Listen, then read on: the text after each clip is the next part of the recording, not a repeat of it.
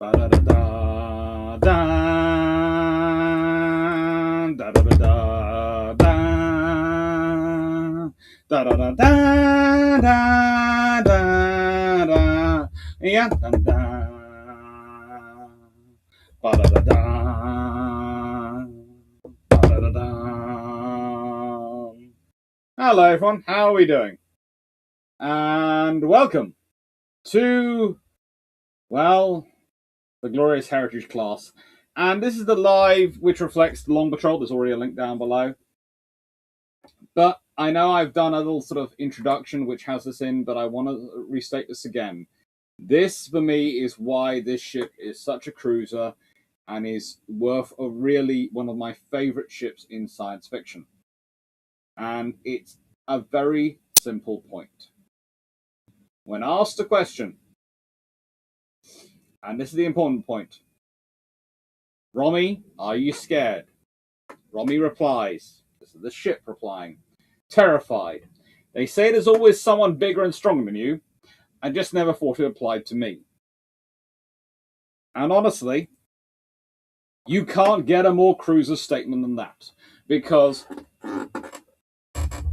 if you consider that the epitome of a cruiser and its role, especially as it became in the 1920s and 30s when it's this ship wandering around the world, there are so few battleships. They can be completely understood for going around the world going, I am the most powerful thing I'm ever going to meet. And then when they meet something bigger, they go, oh. All right, then. And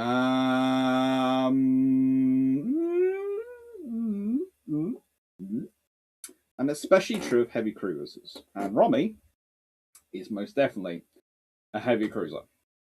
She is Glorious Heritage class. And this is the live, which is on the 20th place on the 20th of March. Long Patrol came out on the 15th of March. I hope you enjoyed it. And, well, I'm now going to start off by saying hello to everyone in the chat, as I normally do. Hello, everyone. Hello, Jack Ray.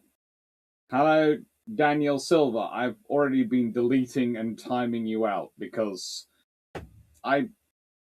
from the way you were writing, it sounded very troll-like, so I presumed you were a smart AI troll. But if you're actually human, and that was some sort of quote, etc., which I don't know about, please do respond and correct me, because then I'll feel very bad about it. But you did seem like very kind of trolly. Comkid Deborahs, the flag is upside down. Blue sky at the top, wheat sunflowers on one. I'm not sure where that comes from, but okay. I don't think there is one of those flags, a flag like that in this presentation. Hello, Peter Dawson. Hello, Anna Frawl. I hope you will enjoy it. John Shea, how's your day so far? And I shall thank you and Drac for the recent bill for not being depressing, but now another issue arose in now and how angry, very angry at a lot of politicians. Thanks. We do it as our service.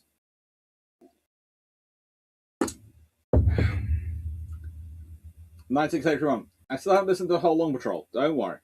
It's only an hour long. It's actually quite short for me for a Long Patrol. Hello, DG40. Congo, which aircraft will have warped the cells first, the B-52 or the 295? Oh, probably the Canberra. No, seriously. Maybe the A-10 Warthog? Let's be honest, those engines do look like pretty warped nacelle, and they could be replaced. Sean Quigley, Steve Richards, hello.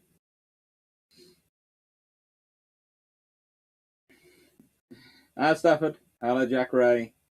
That's everyone. If the fairy spearfish are suitable as an AEW for an alt to the AD 4W Skyrider, then what is suitable? The Gannet, when they build it. There's a few things being developed. Guy 229, hello. Hello, DH89. Hello, Melanie 6040. Carl van Gersberg. Why does so little information about the three Admiral class sister ships survive? Well, this is Hood's sisters. Probably because there's actually almost too much information, but it's all in the wrong archives. Honestly, it's almost each archive which got the building and processes from them has an entire archive, and you could be excused for thinking you're dealing with a completely different ship, complete different class for each one. Hello, Nosdormo89.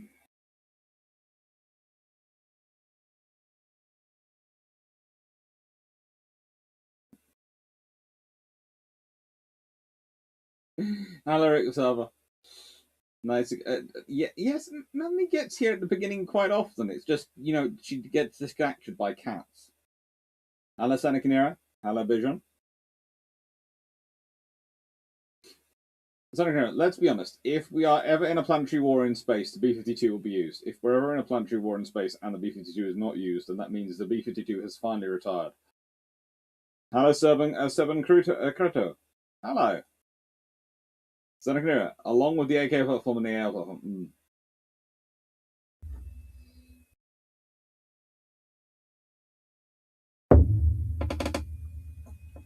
Right. So, why are we looking at sci-fi cruisers as well as ships, which have been built and served? Well, it's also another reason why I'm going to spend a fairly large chunk of December probably talking about cruisers which were never built, because sometimes examining the concepts in the abstract, especially in some scenario where they're not used, can actually teach us a lot about them. In the case of sci-fi ships, it's always rather interesting what happens. You start off with this ship, which is this beautiful theoretical thing, and then as the series goes on, the pragmatic realities of both filming and of what they're trying to describe in terms of storyline start to impact on that design. One of the classic examples with the Andromeda, I would argue, is its weight. It is extremely light. It sounds so big. It sounds so heavy. And then you realize that actually it's not that heavy. It really isn't. It's, it's just not. And the point I think is often is made is that, and is forgotten when you talk about spaceships. Ships float on the sea. Planes arguably can be described as floating through the air. I know they use various tricks of aerodynamics and etc. to various effects to provide themselves with a sufficient lift so they can do it, but it's using lift rather than water displacement to float. Okay, just before we start commenting or reviewing my point pieces, just bear with me where we're going. Spaceships don't need to do that. Spaceships are not floating. They are objects in space. They will probably be affected to an extent by gravitational anomalies and gravitational effect of planets, etc., and other spatial bodies.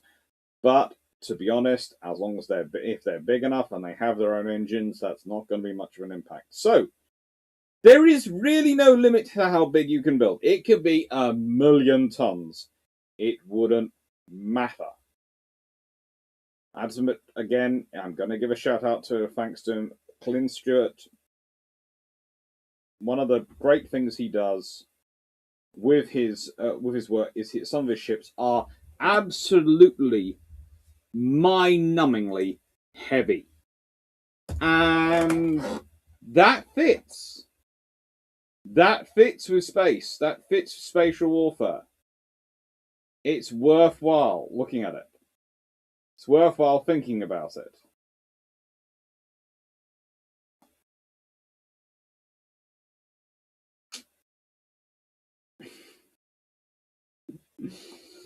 Oh, and Mia as also needs to be a big thank. There needs to be a big thank to Glyn and Mia because they both watched the Long Patrol before it came out as a live, and they both added comments. And Mia sent through tons of wonderful notes.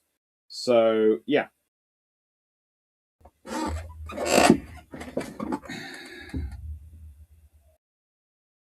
Mm.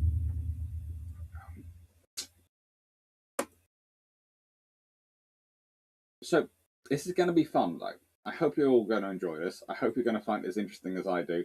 I find the Systems Commonwealth slightly more interesting than I do, to an extent, Star Trek, because as much as I love Star Trek,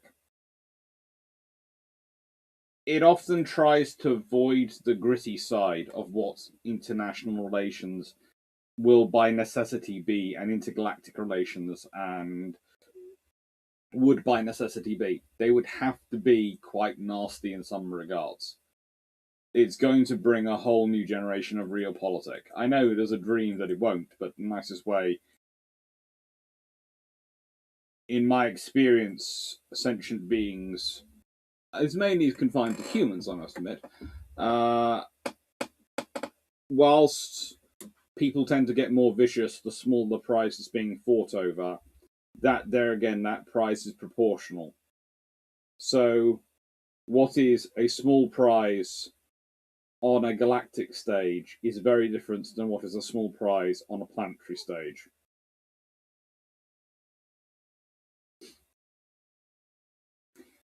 Gonna be interesting.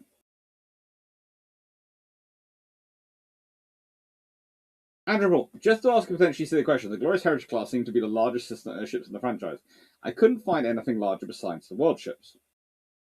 Reading the wiki entry on Andromeda Assessment does show why these are supremely useful warships. It's one of those interesting scenarios. They are, by definition, cruisers, and there are certain ships like the ships for their leaders, etc., which are definitely equivalents in size, if not in capability, sometimes as the Glorious Heritage class. And it's kind of interesting in that when you're looking in the battle group, it's sort of the destroyers are the standoff missile ships, and the cruisers are the tough fighters. They're able to do a bit of all roles. I would say, and this is the example I think of one of the reasons of them being peace, is that the Systems Commonwealth no longer has battleships, as we would call them, or as they would define them, by the time of its fall and by the time of the Glorious Heritage class, 12 centuries of peace, etc. And I think that is probably another problem, in that you did actually need enforcement ships above the level of the Glorious Heritage class. I think there is. The Glorious Heritage class are excellent, are probably the best and biggest and the bravest cruisers you could possibly imagine for their period, and very capable ships. But I think from my reading of it, and something I'll get into, is they have to fulfill quite a lot of roles, and it's kind of like the Galaxy class in Star Trek in the Federation. They have to fulfill a lot of roles. I would say the Andromeda, the Glorious Heritage class are far more cruisers than the Galaxy class. The Galaxy class are far more Gin Palace in space, honestly. They get retrofitted for warfighting, but they start off as far more Gin Palace in space. The Glorious Heritage class are definitely not Gin Palace in space. They have some great facilities, but they're not Gin Palace in space style. Whereas, and that's not top set Trekkies. There is a reason the start of the Federation has the Federation's Starfleet is the way it is. There is a reason for that. There is also a reason why the Glorious Heritage class is the way they are the way they are. And I have this, to me, comes down because these are the bigger ships they have in service by this time point. But I think they've had more powerful ships. And that comes from reading the lore and reading the discussions and that, and some of the things, especially some of the lines which were supposed to be attributed to Wrath of Achilles if he'd done more screens, etc. I think there could have been, and in a previous time they did have the level of ships higher than that. Also explain why they do have cruisers.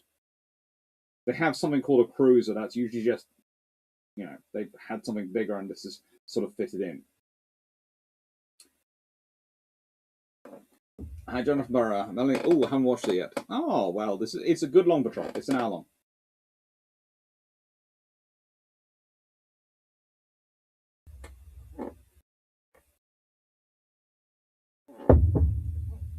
Geoguy, fire control for PDLs are light speed limited.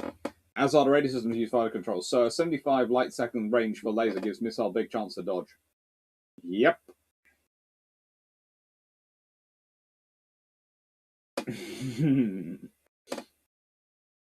Your thoughts on the Direct class warbirds? I'll be getting into those at some point.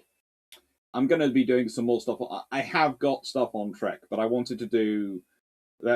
Galaxy class are coming, and I'm going to do most of the Trek discussions when I do the Galaxy class.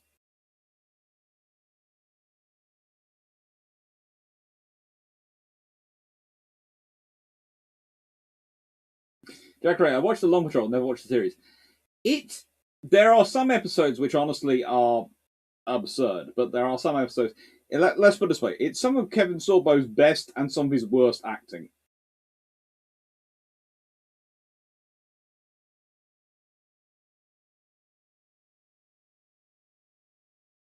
A warship that can sass you and be up. That's another thing I do like, you know. Andromeda does add something to the ship. The fact that it has its own personality. I like a ship with a personality. The ships, too often, their personality is, this ship will always come through for us in sci-fi, whereas in Andromeda, the ship actually would look at you and go, are you being an idiot?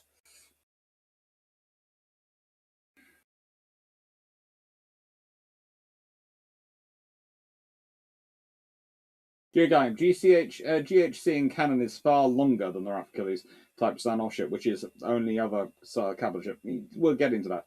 Anyway, Hydra trip. Just a quick update on this while I'm sort of dealing with the chat and discussing new things. So, that is incorrect. We've reached the £3,600. Thank you very much for all of your support. You can still donate if you'd like to donate more. It's still able to put in some more money if you fancy it. Honestly, what will it be used for? It'll be used for that stuff. The more, basically, the any money I've got is going on this trip. That's it. It's all going. Trust me. At the moment, my credit card bill because it's all what I'm doing is I'm going to spend it or pay it all through the credit card because then it's insured and protected in case anything happens. And I've also got insurance and all those things, so I'm being sensible. But yeah. My credit card bill after this is over is going to be big. It's fun. Anyway.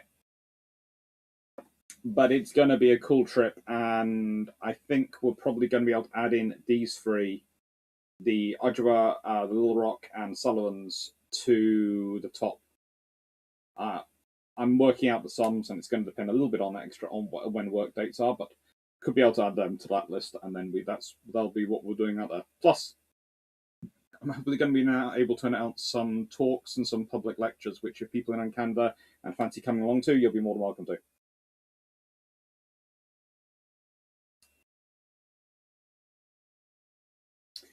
She's the same size as Battlestar Galactica. Mm-hmm. The Commonwealth Library site has weird sizes posted for the classes. The Commonwealth Library site is interesting. I've always considered the Glorious Heritage class to be battle cruisers. That's because I felt they were far too heavily armed not to be at least capital ships. Heavy cruisers. I'm sorry, heavy cruisers. And there is a reason I would say that, not battle cruisers. And it's... Honestly, if they were a battle cruiser, they would need to be slightly heavier armed than they are. But they would also... to fulfill the role and jump up from a heavy cruiser. It's kind of like when we're talking about the Deutschland class. There are some factors on them which people come in to go, well, you know, these pocket battleships, they're battle cruisers or this or that. And you go, no, they're cruisers. They're heavy cruisers. And the Scharnhorst and Eisenhower class are battleships, even though they are, you know, they only have 11-inch guns. This is a heavy cruiser. It could quite easily. It is used as a capital ship. I will admit that. It's used as a capital ship. But just because it's used as a capital ship doesn't mean it has to be a battle cruiser. It's used as a capital ship because they don't maintain anything bigger. And really, they should do. Remember, why are they cruisers and not battleship or carriers? They can fill all three roles. Well, they don't. That's what it's like. They carry a lot of aircraft, but aircraft are not their primary weapon system. They are not battleships because, and this is going to sound strange, the orientation and size of their fit and their purpose is far more deployment. Battleships would always be centered and would always be concentrated into sort of battle groups and battle operations, whereas cruisers will sometimes be in the battle role and sometimes won't.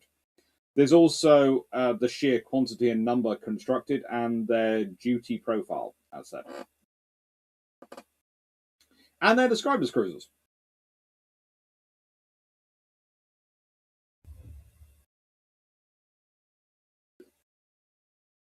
There's Shanti. His best and worst acting, and I've seen Hercules. Oh, God.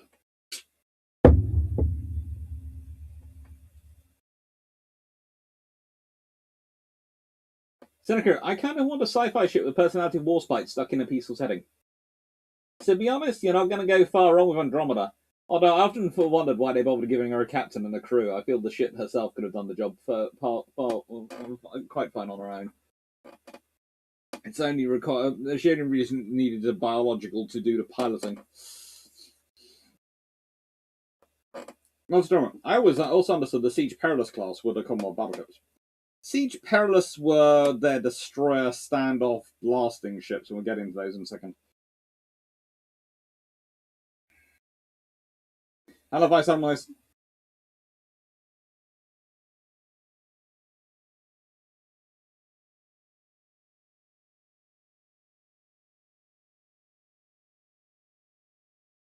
Derek Thompson, Eureka Maru, the best hunk of junk in sci-fi next to Millennium Falcon. Now that was good, yes.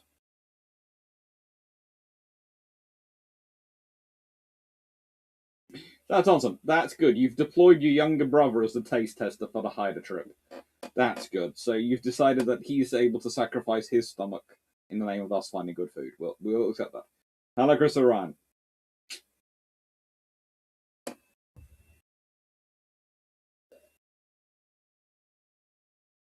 Mention about those Nova bombs. Well, yeah, but you see, cruisers could carry a nuclear-tipped cruise missile.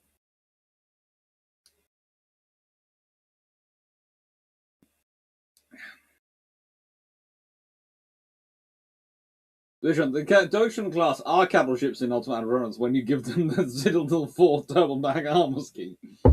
If you give them that armor scheme, then John, that's on you. But if you give them that armor scheme, if you do turn up with a proper battle cruiser, it is supposed to be able to be sunk. Hello, Dirt Squad. I was asking, hello.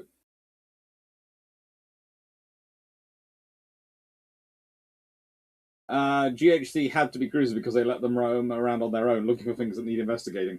Yeah, it's basically. If I quickly go to, let's see, this. The thing is, it's a cruiser because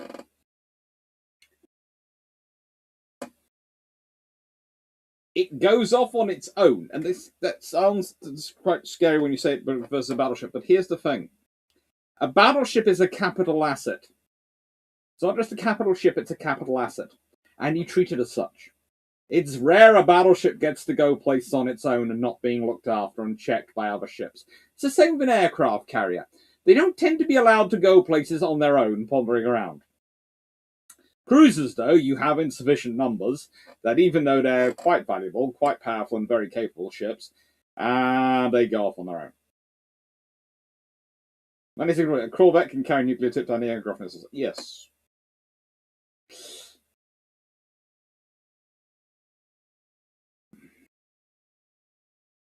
Going on, the Andromeda series is the first I saw where the space battles had some reality, inventing atmosphere to kill borders.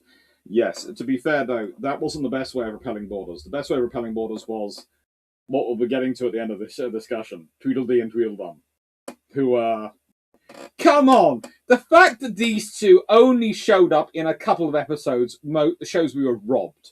This entire series, I could have done an entire episode without any of the human actors, all based on the activities and actions of Tweedledee and Tweedledum and how they got up to. I could have taken over entire planets with these two. Seriously.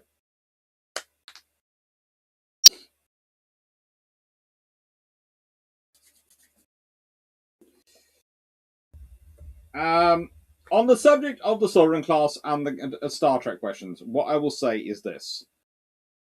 We have got the Galaxy class are going to be the 17th of May.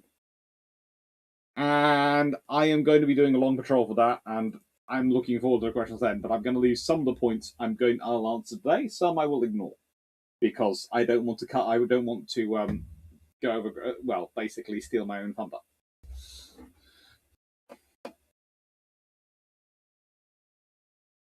Nice, Aaron. I think you missed the sci-fi spacecraft going. Possibly.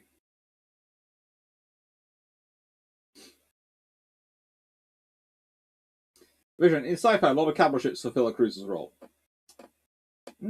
Possibly because in peacetime, it's far more useful to have a cruiser than it is a battleship.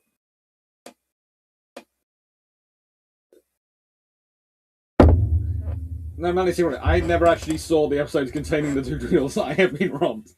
You have been. These were glorious. These particular images are taken from during the Battle of the Magog world ship, when it was this getting rid of Magog boarders, trying to board Andromeda. And so Tweedledee and Tweedledum were sent up onto the hull to make sure that the boarders got a warm welcome. It was kind of a case of, we have boarders. How do we get rid of them? And Romy just smiles and goes, I've deployed the boys. And and Captain Hunt, Dylan, Eric Sorbo's character goes, okay. These were the boys. Now, another reason to be nice to Romy, because, or Andromeda, Romy is the AI on Andromeda, because she has these as her boys. Just think incredibly scary little brothers who can invent things and give a warm welcome.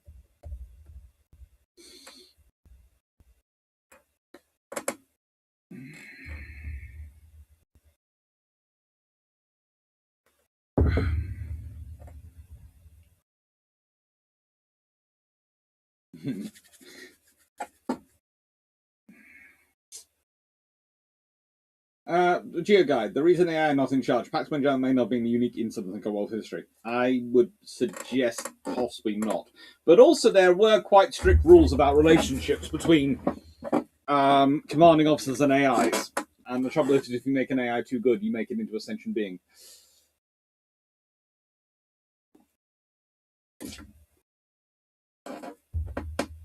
They were also orbital dropped onto a planet as reinforcements. Dylan go, yes. That was in putting down a small rebellion. That was just. How do I put this politely? There was a rebellion, then these two turned up, and after that, there was no longer a rebellion. There was no longer anything to rebel. Or when I say rebellion, I mean more of a pushed.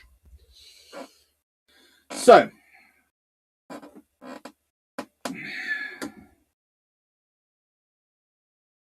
Yes, that's what I was talking about. You know, stuff. As I said, yes, that was a that.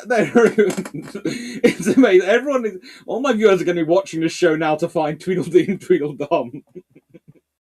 Look, the real stars of the show, as I've said, were these two. Okay, Tweedledee and Tweedledum.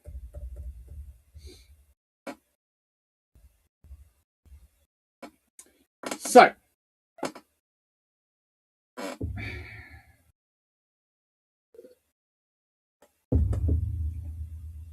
If there was a quadruped version of the boys, Ronnie could have said she'd let the dogs go for a walk. Yeah. There is all sorts of options. Anyway, so let's consider this organization. This is the flag of the All Systems Commonwealth. And someone commented earlier that it was the wrong way up. If it is, I have no idea. I think it's the right way around. It's the same way around it was on the wiki canon and the other pages. I've seen it. The theoretically democratic federation, in practice, it had been set up by the veterans when they decided to transition for an empire. Appropriately, it's called the Commonwealth because it's kind of. Here's the point. If the Federation from Star Trek is the United States gone to space, then I'm sorry, but the All Systems Commonwealth is without a doubt a variation on the British Commonwealth gone to space.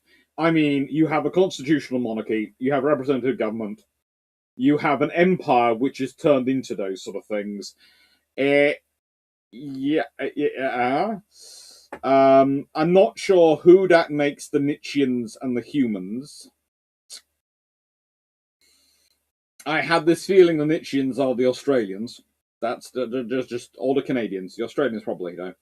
Let's see. They colonize very rough and scary places. They constantly self-improve and are obscenely good at sports. Yeah, that'll be the Australians.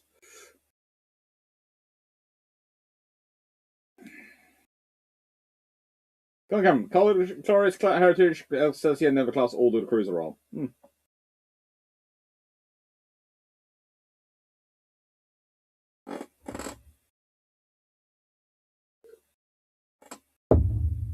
Judging the Marines of Wake Island, wish they could have given the Japanese a warm welcome. Yes.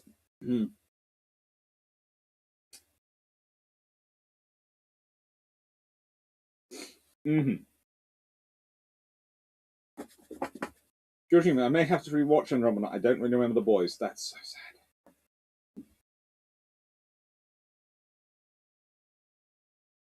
sad. Basically, any episode which stars Tweedledum and Tweedledee is a good episode. It's basically the point of them. If they're a good episode, they are good. Anyway, the Systems Commonwealth is the structure and the organization of what basically who are build the Glorious Heritage class. As stated, the scale is roughly a million sort of planets, drifts, space stations, various orbital habitats. Includes some entire solar systems, so it's colossal. The Commonwealth was a federal state, as said, created from the Veteran Empire. The veterans were a quadruped race. Imagine, and this is another thing interesting, they sort of look like centaurs. That's how you describe them. They were the first known race to discover slipstream, which is the only known way to travel faster than light. Veterans built their empire by traveling to different star systems and conquering the inhabitants and colonizing uninhabited worlds. It became massive, mahusive. And the veterans decided to come to a compromise with the alien species that they had relations with or had conquered, and the Commonwealth was created. Basically, a lot of races which were not technically part of the Empire but didn't want a war with the Empire were given a choice: join the Commonwealth or we'll declare war on you. That worked.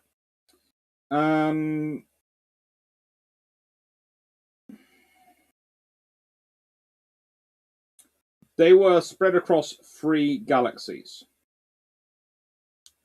And the Commonwealth lasted for about 5,500 standard years. Now, what is interesting is when they say there's been 12 centuries of peace. And we know roughly the Magog had been showing up for about 20 or so years. So you can sit there and go, so by the time they had fighting up until about 300.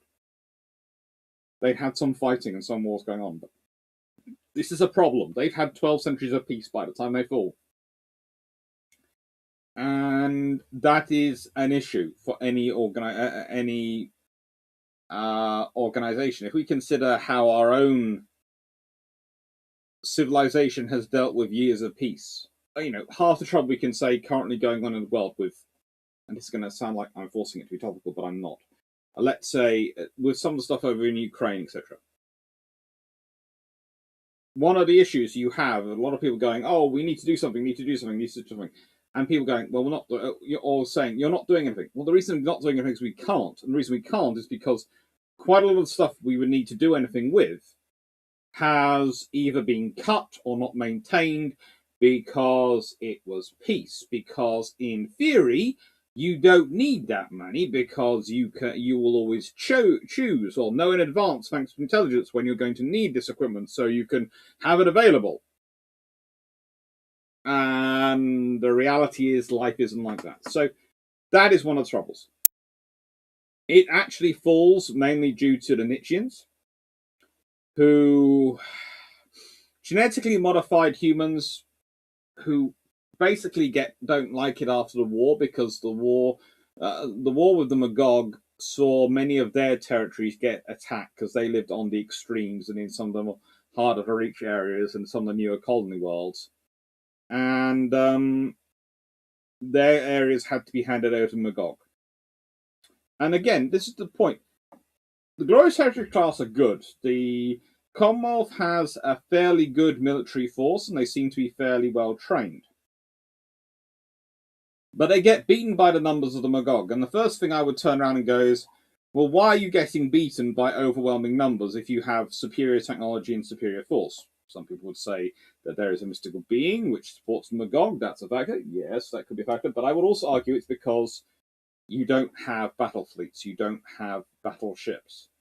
They're relying on cruisers to do the battleship role. And the Glorious Heritage class are a very well-designed cruiser. They are not a battleship.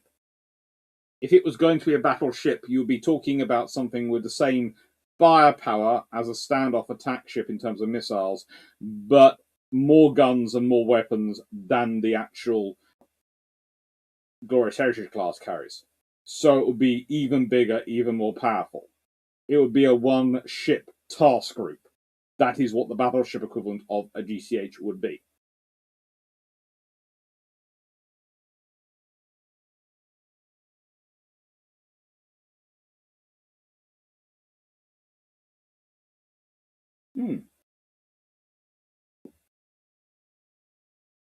Geogrind. Remember, most of the series had Andromeda less than the skeleton crew, but for a few episodes, Alpha Terrazone had a full air wing and lance console. Big difference. Oh, that was good times. That's right. The system goals all felt anonymous to Rome, in all honesty. It's not really Rome, because again, Rome didn't have a constitutional monarchy. That's British Empire. It's British Empire, British Empire to that.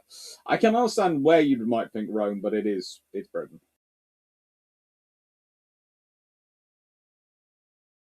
That's right. The sci-fi weapons I always wanted to have: a lightsaber, phase rifle, and a high guard lance.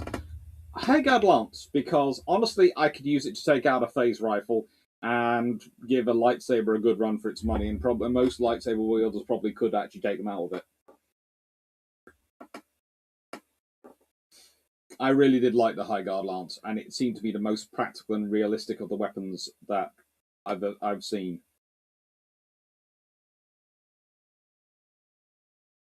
Rapid, given Drax productivity of medieval weapons, he cannot be allowed to have a force lance.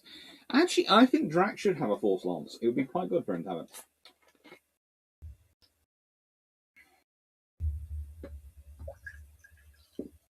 Rapid, so the Commonwealth treated everyone like the Empire treated the Gurkhas. I would say to an extent. There are some similarities in that.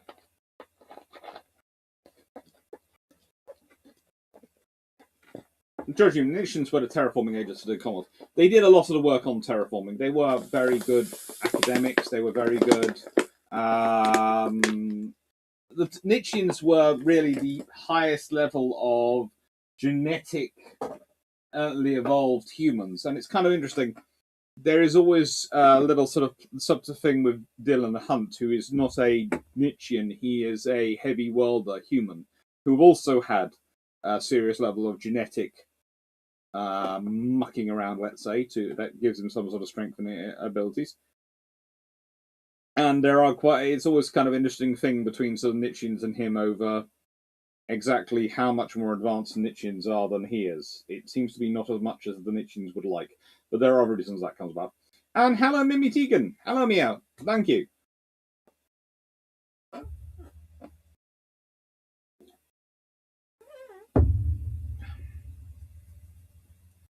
A revival of the Commonwealth is highly fun. This show needs a revival. If Babylon 5 is getting revived, this one should. get the 7 seasons it deserved. It did. It deserves 7 seasons on a movie. Oh yeah, I need to work first. The first proper working force lance in me would be having a lot of fun. So the Commonwealth is an interesting organization, but it is born from an empire. They have kind of interesting story. As I said, they've had 12 centuries of peace by the time they fall, roughly, not counting the war with Magog. They also had, which cost them a fair number of ships as well. They also had, and this is something which is worthwhile remembering, they had a very strong peace movement. And I think this is another reason why I say that the GCH class are cruisers and that they don't have battleships when they need them. I think they don't have them because, in many ways, having something of a battleship level, and I think they could build bigger, and I think they have had higher status ships, i.e., battleships rather than cruisers, in the past, because their own peace movement doesn't want it. Because there's a large group within the Commonwealth who at one point were campaigning to disband the High Guard because you didn't need them anymore, which would have been great before the Magog showed up. But saying that, on the other side, the Systems Commonwealth does seem to have a fairly working, vibrant democracy. It does seem to have a fairly viable. Well, the veterans certainly have the capability of getting most people on side when they need them, and internal democracy and diplomacy. They also seem to have a very strong, how do I put this, approach to security. They do have a large group within them who are prepared to do what they need to do. And they do have a special forces network. I would also point out that they actually do survive the War of Magog. They do declare peace with them, they do manage to get a treaty, and they are starting to rebuild themselves before the Nietzschean Rebellion, which destroys them. And the Nietzschean Rebellion involves a lot of acts of sabotage and ships being killed before they can even activate, which again seems rather strange because AIs don't sleep. And if you're really taking sure the security of the ships, it seems to me strange that I can't imagine the Nietzscheans were as uniformly deciding that they were going to start this rebellion as sometimes it seems to be portrayed they were. It's, there's enough. I would be surprised there hadn't been leaks, at least people knowing that was coming. Secondly, and this is going to sound strange, but if you're intermixed with a human crew and oils crew, you have friends amongst that crew. The good example is Dylan Hunt and his second in command, who we learn more story of as it goes on. I'm not getting into the spoiling the series for you, but who was second in command was Nietzschean. And the fact is, that is a complicated relationship. But the fact that so many ships are caught napping suggests to me that not only even though they had this war with Magog, they still were dealing with the legacy of the 12 centuries of peace. Even their AIs were not in a sort of war mode of, what are you doing? How do I put this? I'm going to use another fictional world to make this point. In the Terry Pratchett Act Morplock world, Vimes makes this point, which is, broadly speaking, if you want to guard someone, you need the Corporal Knobs, etc., of this world, or the Sergeant Colons of this world. People who are, whilst maybe not overly blessed with intelligence, are going to do their job well, but also have a level of low cunning, which means they're going to expect people to do the bad thing, and they're always going to be, to an extent, a measure distrustful of people. And this is a problem I see with the High Guard. Whenever they're represented, discussed, and we're talking through them, they have almost too high a level of trust. They trust each other implicitly. And yes, you do trust, but you trust but verify. It's a complicated thing to sort of say, but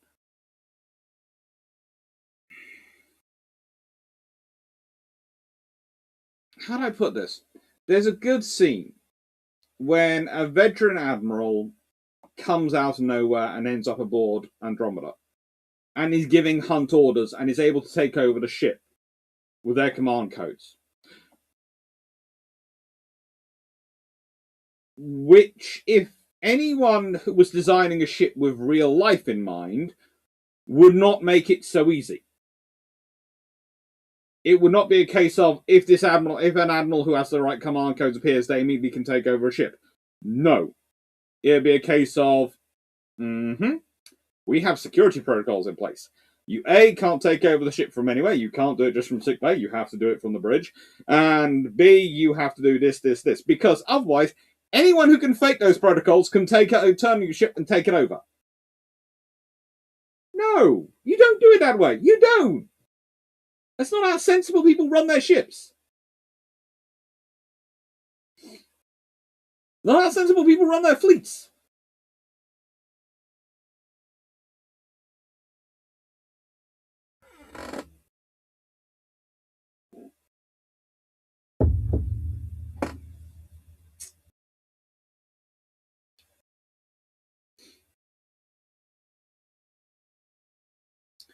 They should have done more exploration into the Faraday. Yeah, that'd be interesting. Nietzscheans were meant to be warrior poets, bring civilization to stars, not bullies and bandits who hunt each other for sport. Yeah, you always start out with a dream, and what you end up with is the reality. The thing I liked about Andromeda, that they had the point defense lasers, but a lot of the weapons are kinetic. Get something going fast enough, and explosives are redundant.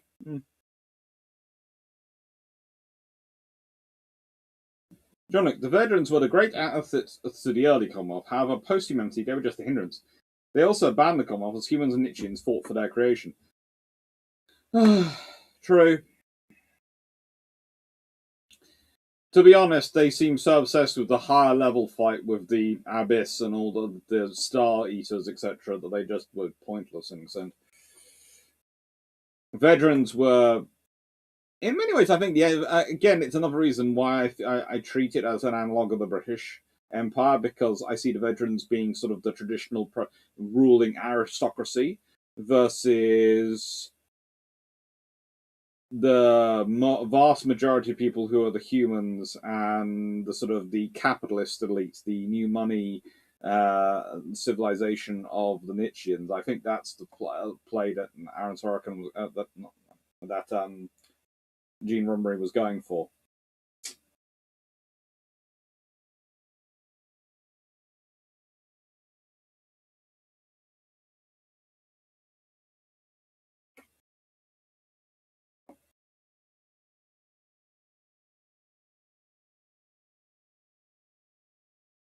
What if the GTH? No, unfortunately, the Glorious Heritage class are definitely built in the 12 centuries of peace.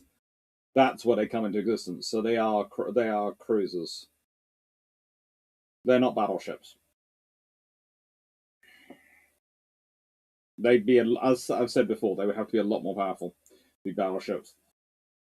Colin Cameron, if the system of colonies is British colonies space, the Federation is more like communist United States in space. This is not even as democratic as the US currently is. It's an interesting scenario. It's how do you translate the states' rights system of Federation of the United States to a federated planetary system? Remember, is it? Yes, I argue they should have been allowed to fight the war. They're effectively sentient. John, look, if the Commonwealth's Honor Guard had a weakness, it was this. Its officers were too competent, too caring, and too brave.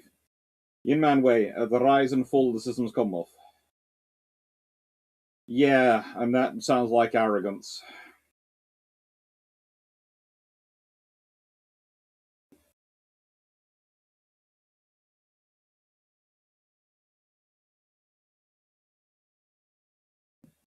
To me, having a ship that can be run from multiple locations is sensible. I agree with having a ship which can be run from multiple locations. I don't agree with having a ship which can have its captain and the authority of all its officers superseded from any location. That seems to me. Don't take this the wrong way, but if you're going to, this is why you need a change of command ceremony for starters. If you're going to be changing captains, it should take place in the bridge. But leaving that to one side, which is, by the way, something which that I believe, and again, Mia and Glyn were excellent in proofing this for me, and a long patrol for this. I would add in Glyn's Stuart's, especially in his Peacekeepers of Soul series, they have to change a command ceremony. They have the assumed command and the duties that go with it. That is the sort of thing you need. You need something. You shouldn't have the ability of an admiral to come into a ship and take over complete command and control the ship from anywhere in the ship by just having their codes. Because anyone with those codes can then do that. You know, there are theoretical things that I have to recognize and all these things. Yes, those can be faked. Anything that you can program into a ship system can be faked. So, A, it needs to be locked down by, there needs to be a space they need to be to in order to do it. And B, there needs to be a protocol for it. But they can't just do it. They need to have to follow a protocol and a reasoning.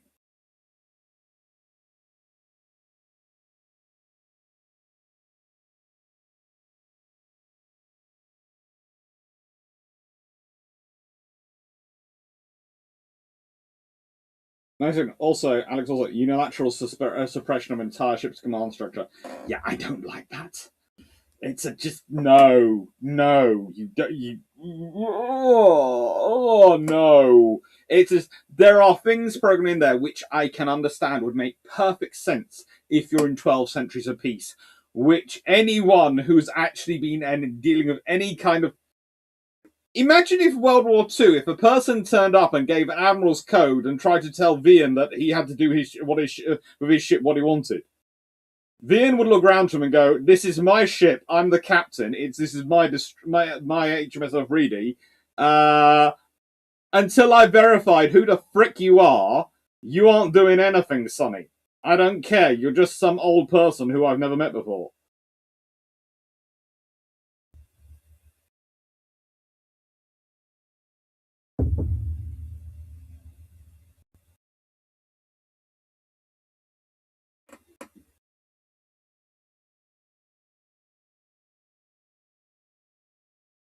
Now, I agree you want the ability to supersede a captain. I'm not saying you shouldn't have the ability to supersede a captain, but in the nicest way, then there needs to be a protocol, i.e., the protocol will be quite easy. It could be Admiral comes aboard and combined with the first officer.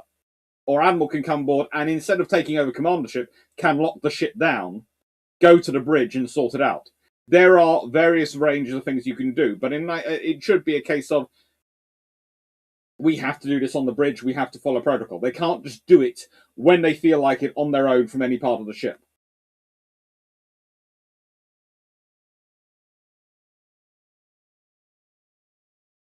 The unilateral supersession. Yeah, not too much.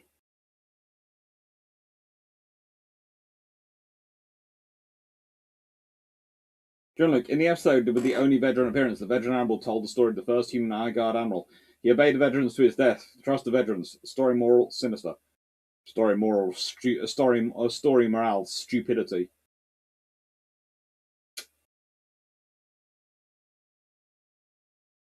Hello, Tristan. Anyway, the High Guard. Well, this is the actual quote from the system about them.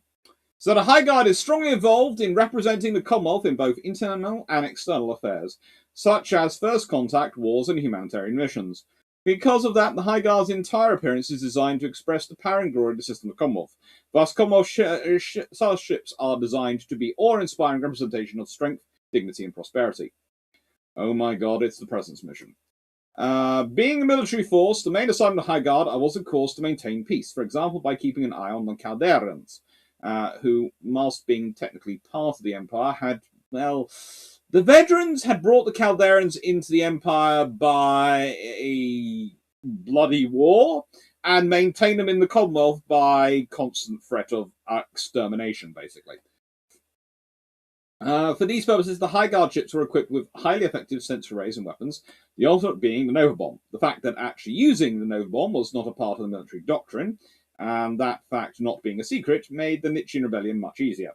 Yeah, there is no doctrine for when to deploy your most powerful weapon.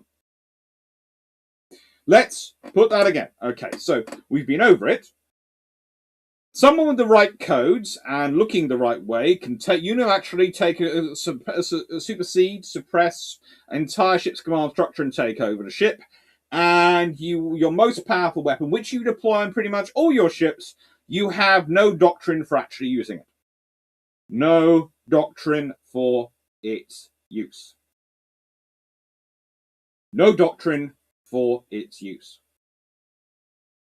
No doctrine for its use. What does that mean?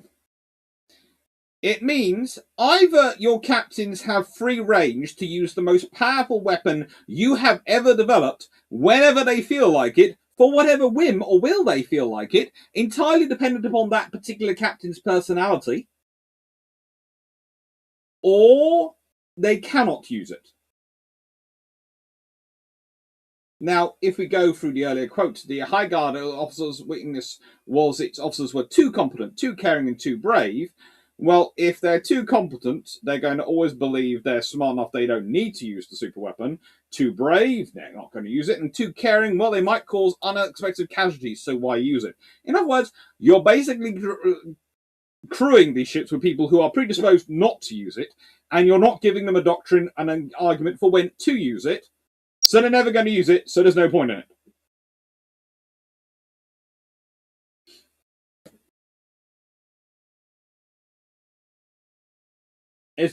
It's absurd.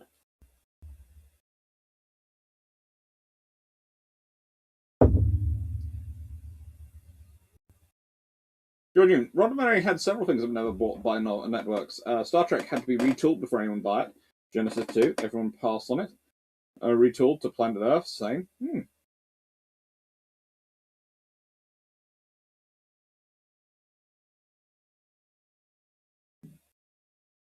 Better to burn a system than a galaxy. Seems so. Yep. What have they done? On the black hole, on the abyss, on the aliens, I can't remember the name of, bigger than a bomb. Also, someone else builds them and takes out stars and has to get blown up. Plus, some teenagers starfighters from High Guard outpost try it, but can't remember the extra ones. Yes, but there are lots of people who actually end up using Nova bombs. But the thing is, there's never a doctrine for their use. So every time using them turns into an agonizing theory, and also we don't know whether Dylan Hunt's productivity and occasional use of them is an example of the other people and whether they would use them, or is the abnormal. Perhaps Dylan's more predisposed to use them. Arguably, this is going to sound strange, Dylan, because he is on his own, is more predisposed to use them. And the other people using them are rogue elements who, again, have no doctrine. There is no doctrine, so they can be hijacked. This is just absurd. Your most powerful weapon, and you have no doctrine for when it should be used. So you have no criteria for its usage. You have no, in this scenario, you can use this weapon. In this scenario, you can't use this weapon. This weapon is used as last resort under these circumstances. This weapon can be used as a first strike weapon under these circumstances. Or this weapon can never be used as a first option. This weapon can only ever be used as a last resort under these circumstances. That is what you should have written down. But they have no doctrine. Nothing. Nout. Let me give you give you a sort of an example. It would be like the letters from the Prime Minister to the British submarine captains who who take the strategic clearance to sea being completely blank.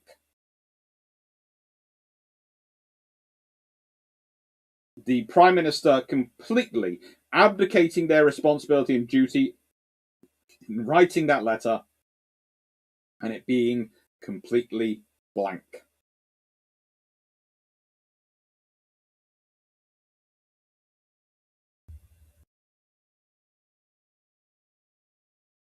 No, Verdun, that was actually useful. There's no need to apologise. It was useful because I could go through and explain it. And I sometimes get so wrapped up in the no doctrine thing, I forget about the actual usage. They were used. It's just absurd.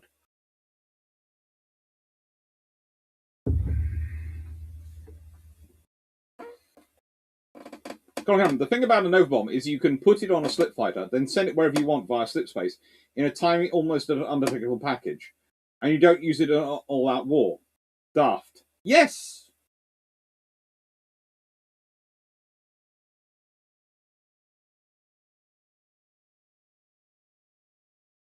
Rafarosa, Andromeda provided an interesting definition of victory. Sometimes victory is merely keeping the enemy from achieving their objective. True. You can blow up an entire planet to stop them achieving their victory. That's fine. If that works, that works. No, I started at normal time, Strider.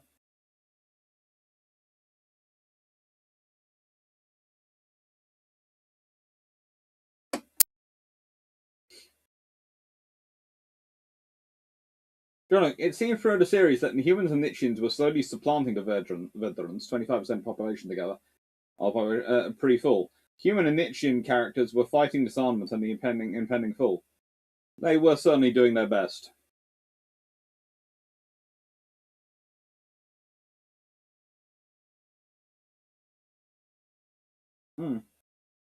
Magog and Tyranids to quell both require the same solution: complete another system purification to starve the enemy's resources to the point they're no longer interested. To an extent. So, this is how they were supposed to be deployed in wartime. A heavy cruiser, usually a Glorious Heritage class. 4 deep standoff attack ships, which were very rarely Siege Perilous class because they were the newer ones. It was usually the older type. Pretty much sometimes classified as destroyers. Basically, they are floating missile tubes. They are a large collection of missile tubes attached to a slipstream engine. That is what they are for. 16 group defense frigates, which are mean, nasty little ships which are designed to get in close and take you out. They are there to defend the standoff attack ships. They are there to contribute with the heavy cruiser when it's fighting. They are there to be the mean fighting ship. In reality, we're talking heavy cruiser, light cruiser, somehow mounting a whole load of, well, we could say missiles, but if we're doing World War II style, heavy cruiser in command. Then we've got deep standoff attack ships, so 4 escort carriers and 16 destroyers. That's sort of what we'd be talking about. 9 long-range surveillance ships and 4 supply maintenance ships. Woohoo! Logistics! Something which always seems to be an afterthought in pretty much every other science fiction is in this glorious Systems Commonwealth. This entire series actually have them. They have supply and maintenance ships. They have the ability to rebuild all sorts of things themselves. The ships are very, very good at rebuilding themselves. Give them a handy asteroid, they can do all sorts of things. They're great. But supply and maintenance ships. Now, I will say, and I will add this, that you are dealing with a force of roughly 34 ships in each heavy cruiser battle group. 34 ships in each heavy cruiser battle group is a lot. But that makes sense, again, because let's consider it a space battle. Is it going to be 2D? Do you have your fleet spread out this way in a nice little circle with the important things in the middle? No, it's a space battle. It's a 3D. You need to have frigates all round in a sort of globe around your force.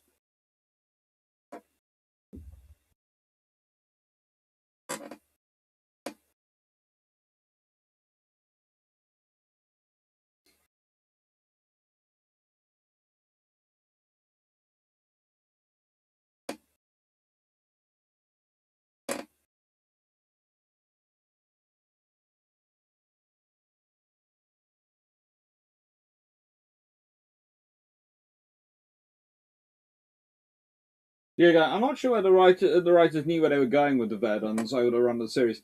They went from censures to humanoids to extinct by season 5. No,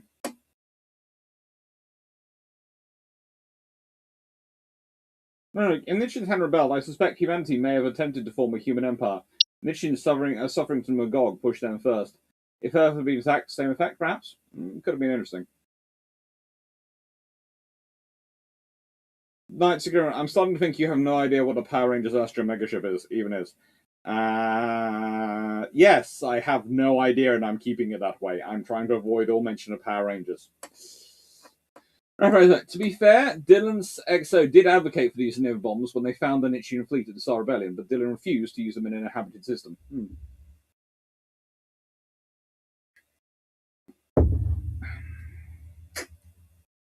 Nostradamus. Imagine use of one, if not more, Nova bombs would win the battle that sparked the fall of the Commonwealth, thus ending the Nietzschean revolt right there. Potentially. Jack, DSA, Japanese long lance carrying cruisers? Potentially.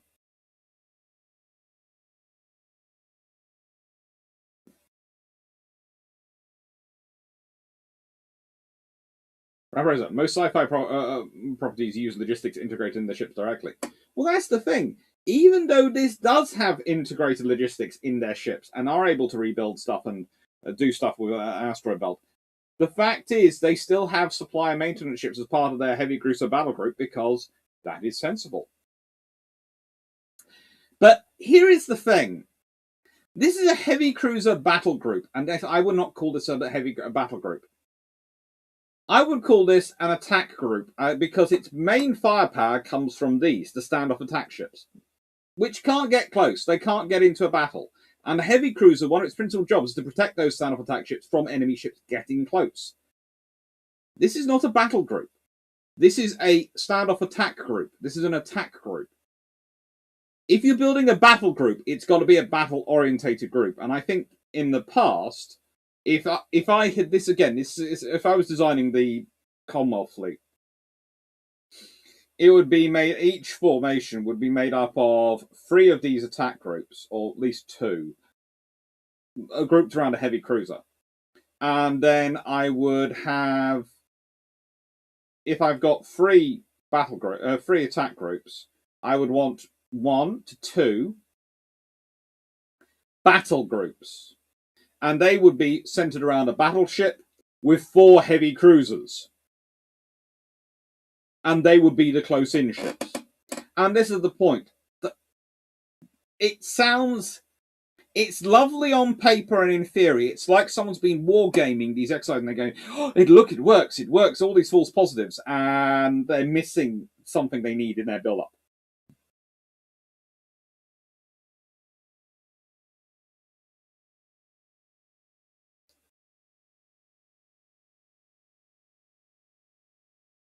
Geoguide, DSAs are space Kiros.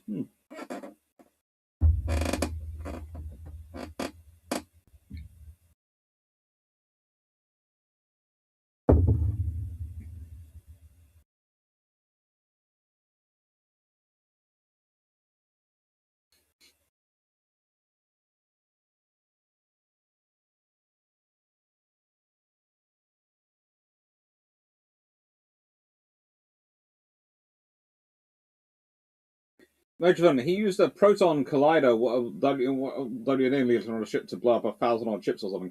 I think it was 10,000 ships, and it's at the Battle of Witchhead. No, so it's a strike package. Yeah, this is the thing. This is a strike group, a attack group. It is not a battle group. And the reason I can say that is because its main fighting force comes from standoff attack ships, which in their name suggests they're not there to fight a battle. They're not there. They're there to stand off and attack from a range. So don't call them a battle group.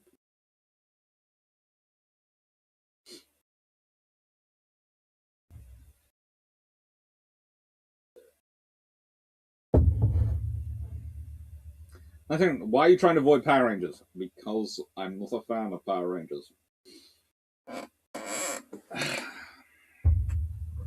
But I would like to point out again something that's interesting.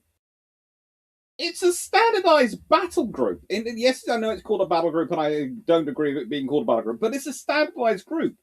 Again, this is very much a sensible military organization, and I think this is a legacy of the roughly 4,000 years before the 1,200 years of peace.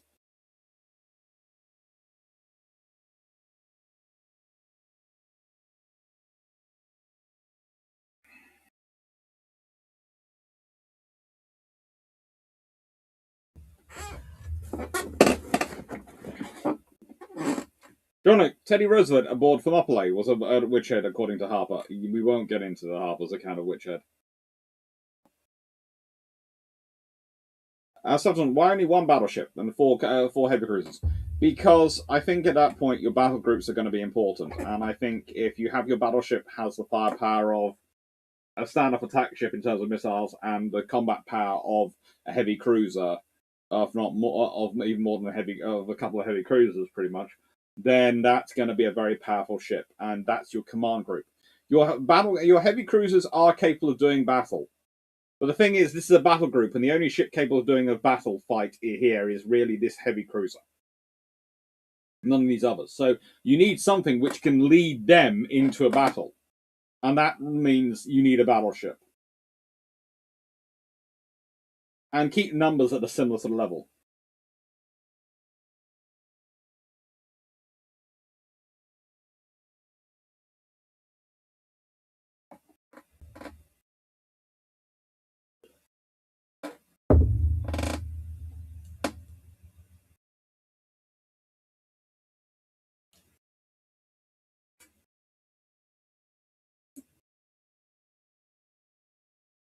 And keep the 16 group defense triggers. Basically, the thing is, I would keep it all pretty much the same,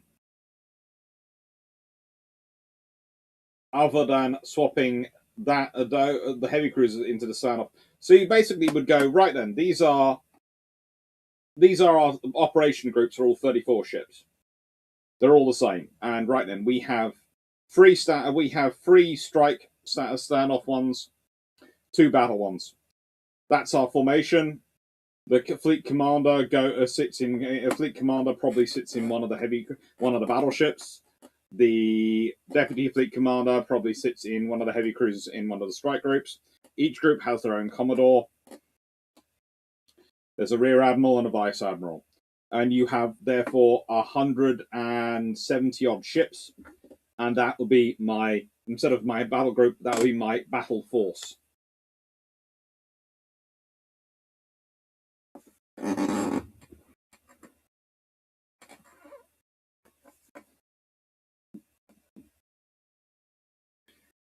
To be honest, the thing is, the GHC, the Glorious Heritage Cruiser, is basically used for all these roles.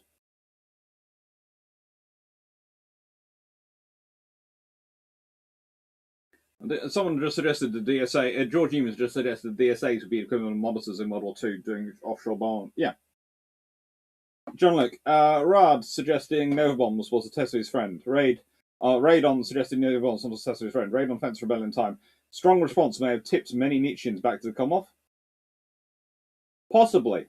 But there again, Dylan is a product of his time. And as Rapper point, the Commonwealth like to use the Glorious Heritage class for the first contact. Too small to be exceptional friend, big enough to take care of itself if things go sideways. Yep, it's a cruiser. And again, this is another point why I think they had battleships. And I'd be very interested to hear Mia's discussion point on this and whether she agrees with me on the same of the readings. Because I think they'd had battleships in the past. I don't think they had battleships anymore by the time when the Glorious Heritage class is built. In fact, I think in many ways the Glorious Heritage class are the new capital ships which come in are these new cruisers, but sort of thing. But they don't have battleships anymore. And I think that the battleships, because the fact that they actually do say these ships are part of their first contact is that they are pretty much large enough to look after themselves, but not so big that they could be an existential threat on their own, means they did have ships at some point which could be perhaps considered an existential threat on their own. Although, let's be honest, a Glorious Heritage class can wipe out a planet very quickly. There is something that has to be considered about the Glorious Heritage class.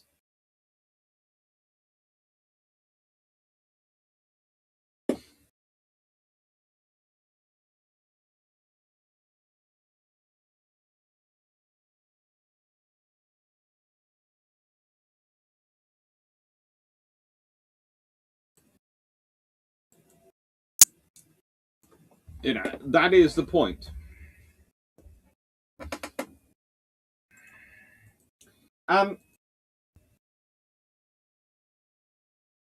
I would also add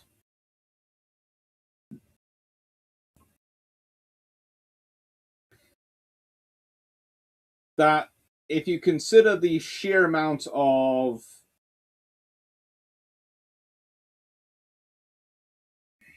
how can I put this politely?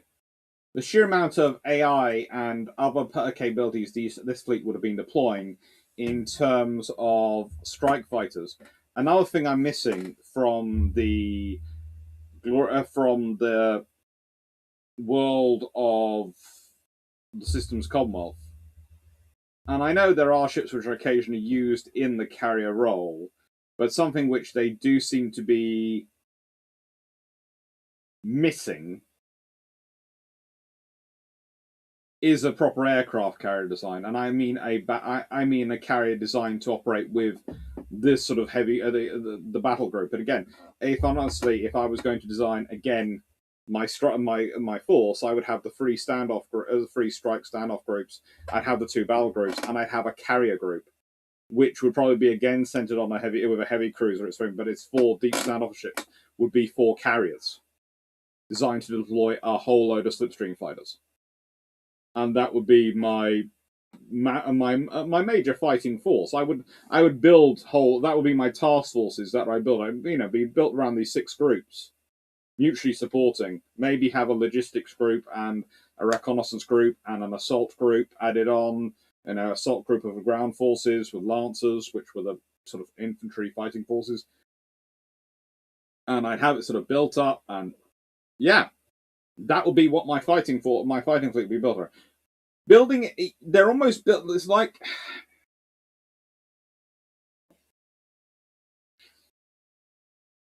we often talk when we're building forces these days in terms of ground forces. We almost build them around the battle group. We do build them around the battalion, which is an enhanced battalion. Whereas you really want to build them around the brigade, which is your self-supporting force, which has your artillery, everything involved, integrated in. But at a certain point, you also have to build them around the division when you want enough firepower. The heavy cruiser, this battle group structure, this is a one-star strike group because they are standoff attack ships. That's what they're centered on. So they are therefore designed to blast things away at long range. That's what the group's supposed to do. It hasn't got a closing group, and it hasn't got the fighter sort of group. Whereas if you had three of these, you had a carrier battle group that could provide a whole load of fighters, and an actual battle group. You had a sort of carrier group, three strike groups, a couple of battle groups, which are build-around battleships, and as I said earlier, heavy cruisers. You would have a very, very capable force. Add in a logistics group that would back the whole fleet, a whole force. Add in a reconnaissance group, with a long-range sort of surveillance, deep reconnaissance group to provide them information, and an assault group of troop transports. You would have a very, very powerful force. But again, it's something which is missing from the Commonwealth. The higher, what I would call the larger orientations of war. As Mia again was pointing out earlier, and I've said this many times, they did have a strong group advocating for peace and even for the disbandment of the High Guard in the Systems Commonwealth. And there is a problem with the Verda and their sort of their recession in many ways, their stagnation. All these things mean that as a people, they are building some of the most powerful ships, which we'll be getting onto very in a second because we're talking about the Glorious Heritage class. And yet they're not as powerful as they can be. They pull their punches because they're not the battleships they could build. And they haven't fought through the force structure. Yes, they carry fighters, but not many of them. Yes, they carry missiles, but not really as many as they could do. And it's there's so many different things in there that they have just not really thought through what they're doing.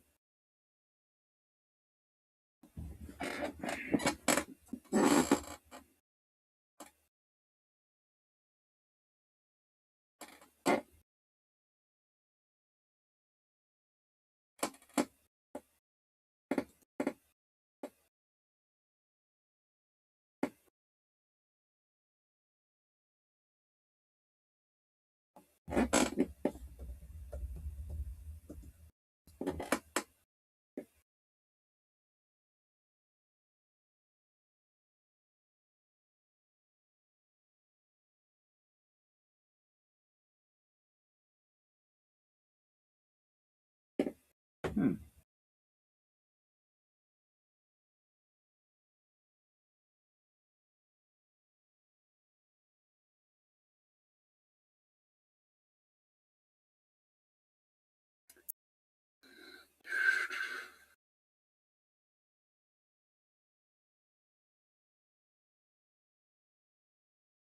And we have John Luke. Typhoon is classified as a battleship in the Andromeda Wiki. Yeah, it is in one of them, but not in the other one. So I haven't really mentioned that. GCH can wipe out. GHC can wipe out the system if not model. Yes, but that doesn't make it a battleship.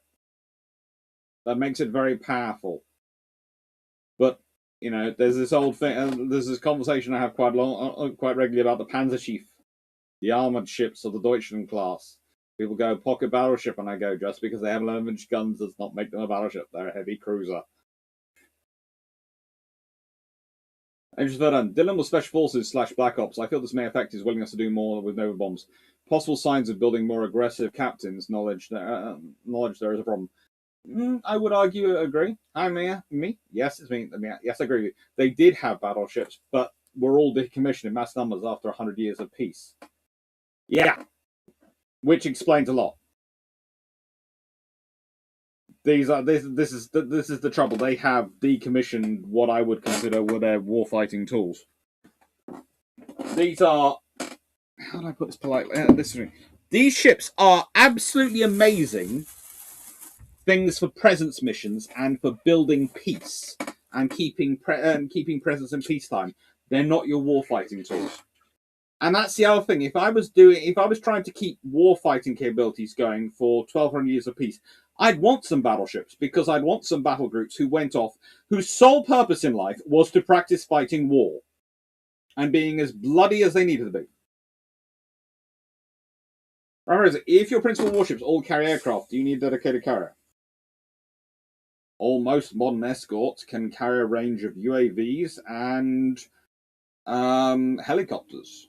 We still tend to want an aircraft carrier around. Maintenance and volume of number.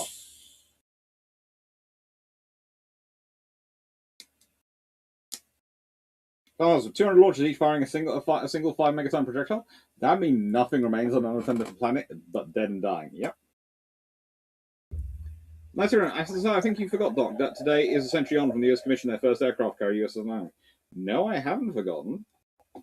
But thank you for reminding me. Well, reminding the chat. But honestly, I was trying to avoid getting into the whole USS Langley debate because I have a colleague who is very, very how do I put it? Very, very invested in the USS Langley, and my policy is I avoid the topic, especially in weeks which are mentioning USS Langley in weeks on the channel when I know I'm going to be seeing them, because otherwise I will have 3 hours of my life devoted to listening to USS Langley debate as to whether or not it was a proper carrier or not, and whether it served better as a seaplane carrier or should have been converted back into a light carrier for the Second World War. And as much as I love them, and I love the USS Langley, and I'm going to say this because this is nothing I haven't said to their face several times. I have had to listen to that now, and I would say this roughly, at least twice a year, every year for the last decade and a half. I don't want to hear it anymore. So this is why I avoid the USS Langley like a plague. Not because I do not like the ship, not because it is not an interesting story, and not because it doesn't deserve to be mentioned, but literally because there is even a limit to my ability to listen to the stories of USS Langley over and over again. So they are treaty cruisers.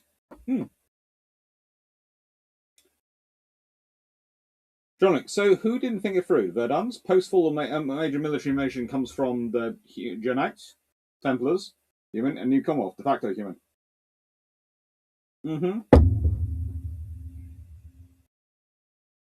They voluntarily treaty the High Guard, yes.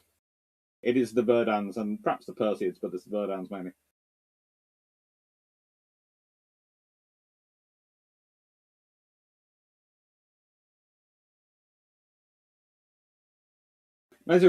Is it still bloody if the weapons used also vaporize the blood? That's an interesting thing to discuss. If your ships with little grazing on asteroids can repair themselves from more same damage, that prevents them to build what prevents them to build up a cruiser to a battleship. Size of the slipstream drive.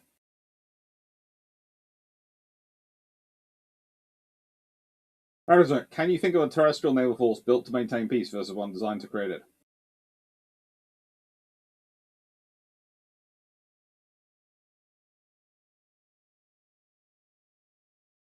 I would argue that the Japanese Navy was borderline designed to maintain peace rather than create it, because they knew they could never fight the Americans or the British. They knew they didn't have the industry or the infrastructure to do it, to win a war. So it was designed to create circumstances where there wouldn't be a war. It was a risk fleet. And so far, historically, risk fleets have never been good doctrines. Anyway, here is the glorious Heritage class. Here are the beautiful ships we talk about. Manufacturer of at least the ones in the galaxy, in the Milky Way galaxy. I think they are manufactured in all three galaxies simultaneously. Planned is Newport News Orbital Shipyards, which is good. That means they do get a project after they finish building Ford class and various aircraft carriers for the US Navy. Newport News, they're safe. Length 1,301 meters, beam 976 meters, draft, well, that's the height, 325 meters. Currently, they apparently displace less than a Ford class aircraft carrier. I think that's complete and utter twaddle myself. I think whoever copied that down from the history of the Systems Commonwealth got it wrong. And I'm not talking about the humans. I'm talking about whichever human copied it down from then space stories. It's just terrible. Although, in reality, of course, is we are talking about a fictional universe, and they were made up, and therefore it shows again that some sci-fi writers really don't do their maths. Something this big, I would expect, would be, well, I would say more 964,000 tons than 96.4 thousand tons. Closer to 1 million, especially as its cargo capacity is approximately 10 million cubic meters. It's going to be big. And its crew complement, up to 4,000. Lancer complement, roughly 800. Auxiliary craft, 36 Centaur tactical fighters, 76 strike fighters, 12 Phoenix atmospheric attack craft, 16 Oracle heavy sensor attack drones, 8 Janus light sensor attack drones. Now, the sensor attack drones were often part of defensive systems, and along with the fighters would provide some of the tactical fighters and the oracles and the Janus. The centaurs, oracles, and Janus would often be part of the protection for the cruiser when it's doing its fighting, with the Shrikes being used as the strike aircraft. I'm not too keen on that 76 number for strike fighters. Again, that seems wrong. If you've gone for 36, 12, 16, 8, you've got divisibles here by, that sort of makes sense. The 76 doesn't make sense as a number.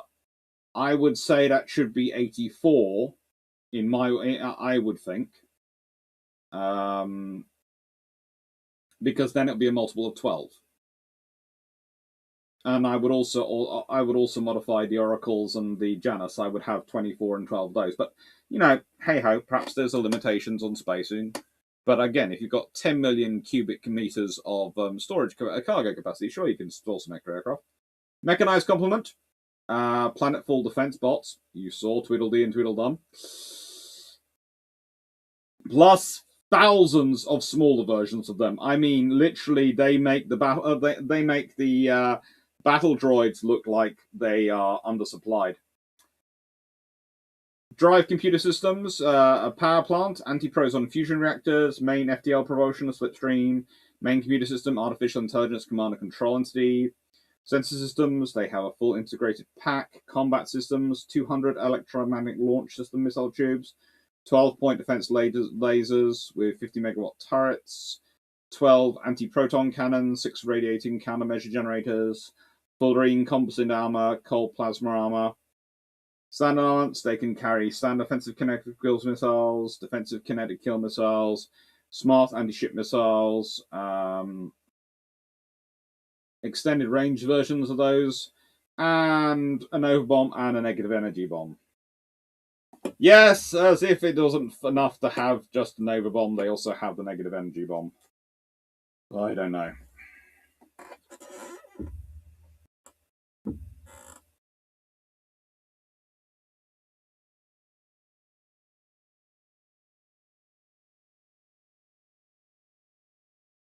I know we are about to get to it, but I'd argue that season 2, episode 10, the Prince, Andromeda acts exactly as a gross class in it. I would agree.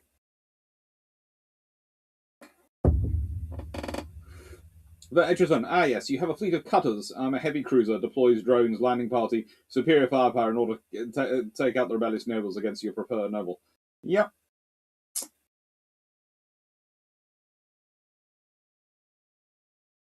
I wonder if there is a Glorious Heritage class named Teddy Result. Probably yes, according to Harper. The Chow gets around in the other year, 5,000. So it's a future English empire in space, and Newport News is a shipyard. Does that mean the Crown has retaken the colonies? You never know.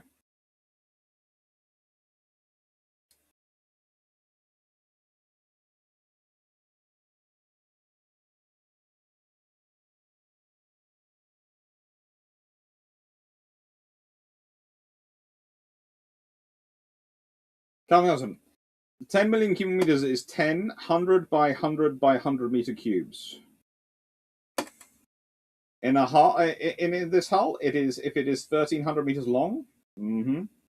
Negative energy bomb. Oh, I will get into that. I will get into negative. No, trust me. Nicest way. If you thought I've been rude about the Nova bomb practice and doctrine, you haven't heard anything till we get to the negative energy bombs. Honestly, in the long patrol, I was reining myself in because I thought there's only so much ranting I can do because then I'm going to start sounding like one of those YouTube channels which just exist to rant. And that is not my thing. But negative energy bombs and me are going to be having fun in a bit.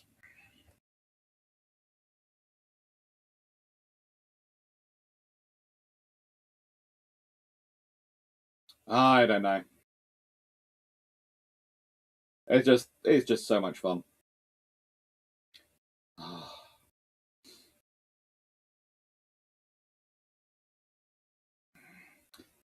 Anyway.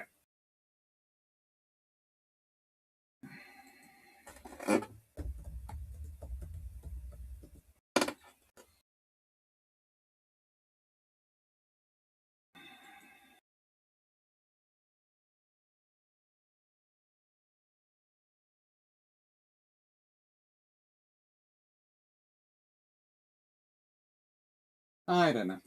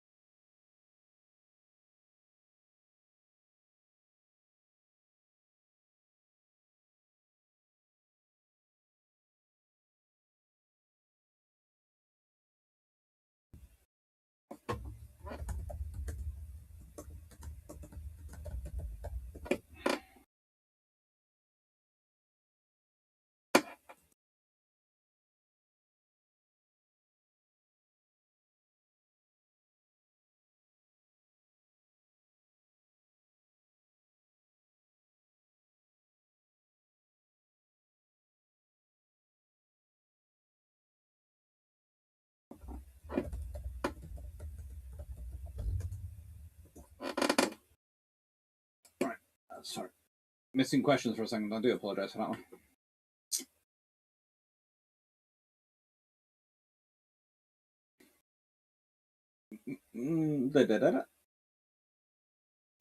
I know it seems like she has a lot of weapons, but it seems like she could have so much more. What would a battlecruiser version look like? Treble everything, pretty much. Dr. John Luke, good to see. If you were an Nishin, which pride would you be?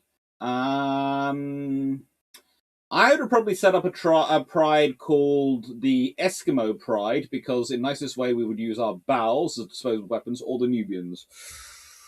It would be tempting to go either way. So, it's just absurd. It is really absurd, some of the stuff.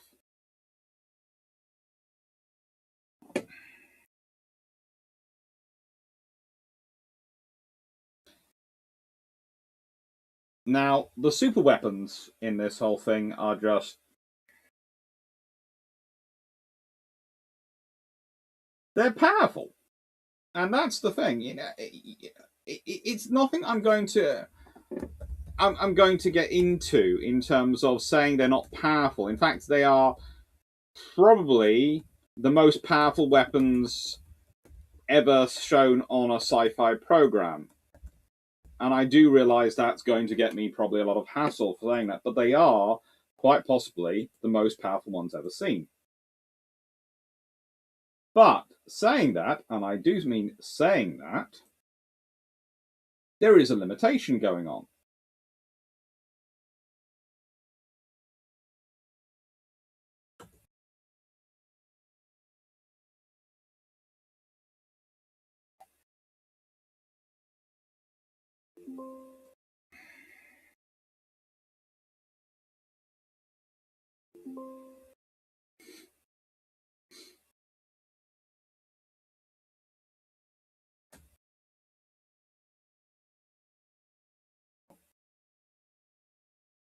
Now, if anyone's wondering, in a second, the slideshow is going to disappear,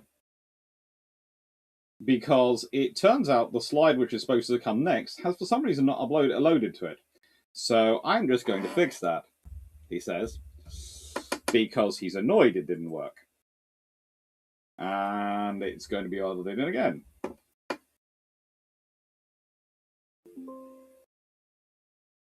Sorry about that. It's going to sound strange. I have a small screen which shows me what the next slide is to come. I've managed to get it to work. It does occasionally cause some issues. And it wasn't the slide it was supposed to be. Eskimo right. Ship's barrels are an option, and so can be filled with explosives and use expendable weapons themselves. Yes.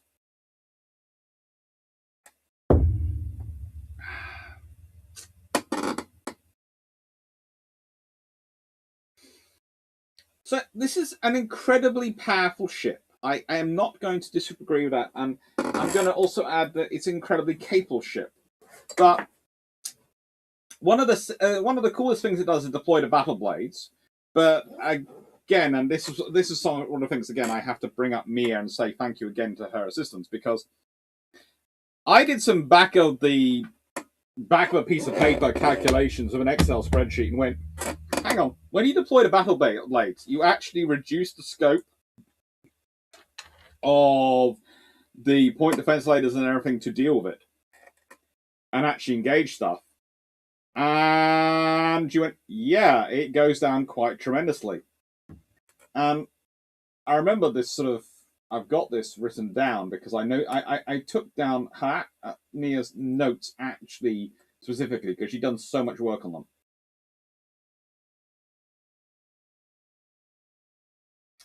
And it was,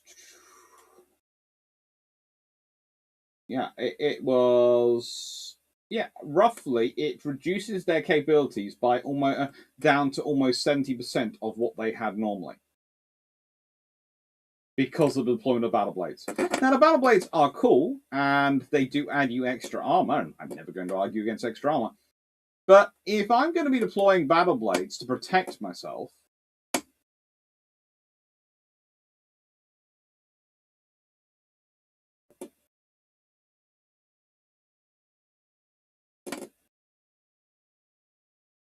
then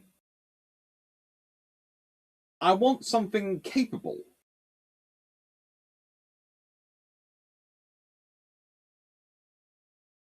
And I will also admit there are people who try and break down and claim the Andromeda Ascendant is a battleship. She's not. She is a heavy cruiser. She is a gorgeous heavy cruiser. She is a powerful heavy cruiser. But the thing is, she is a heavy cruiser. She is de facto, you could argue, a battleship because they don't have battleships because they got rid of them, but she is a heavy cruiser. So all this is a heavy cruiser weapons fit, which also tells you something about how powerful the battleships when they built them must have been. And I do think they would have been battleships, not battle cruisers. Because if you're building heavy cruisers in this number and this capability, then honestly, they fill the. If you need something more powerful than them, but not as powerful as a battleship, you send a couple of heavy cruisers.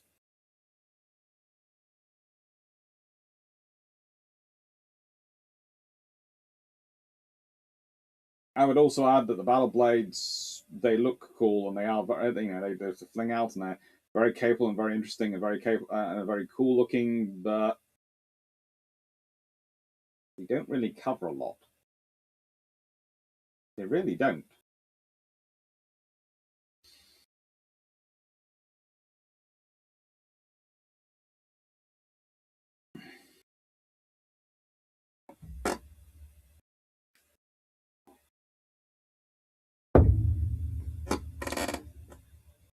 Johnny, battle blades are Cat in his first appearance in Red Dwarf. Gotta make myself look big. Yep. Brown 419. The system's Commonwealth has a ship named Righteous Fist of Heaven. They win. That is cool, man. That is. I will admit that is a cool name.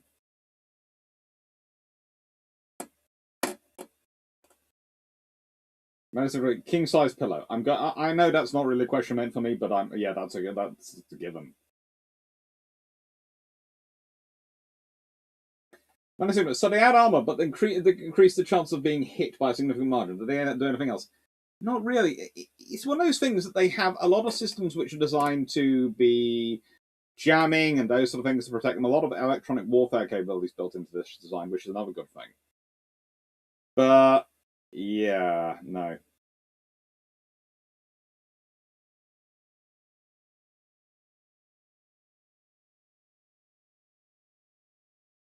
Johnny, Romy got people told that she is a heavy cruiser when someone called her a battle cruiser. I believe Charmaine Bolivar. I think yes, Romy was very insistent she was a heavy cruiser.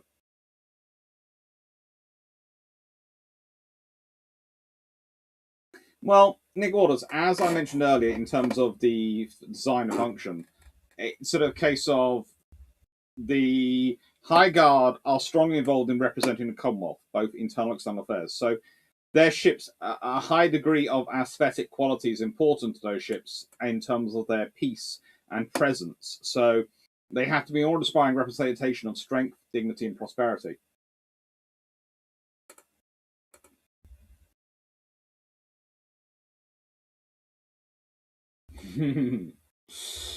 Okay, so Nova bombs and negative energy bombs. Okay, so let's first discuss the Nova bomb and how powerful it is. Quite how capable this Nova bomb is. Okay. So, how do I put this politely in terms of weapon systems and capabilities and okay.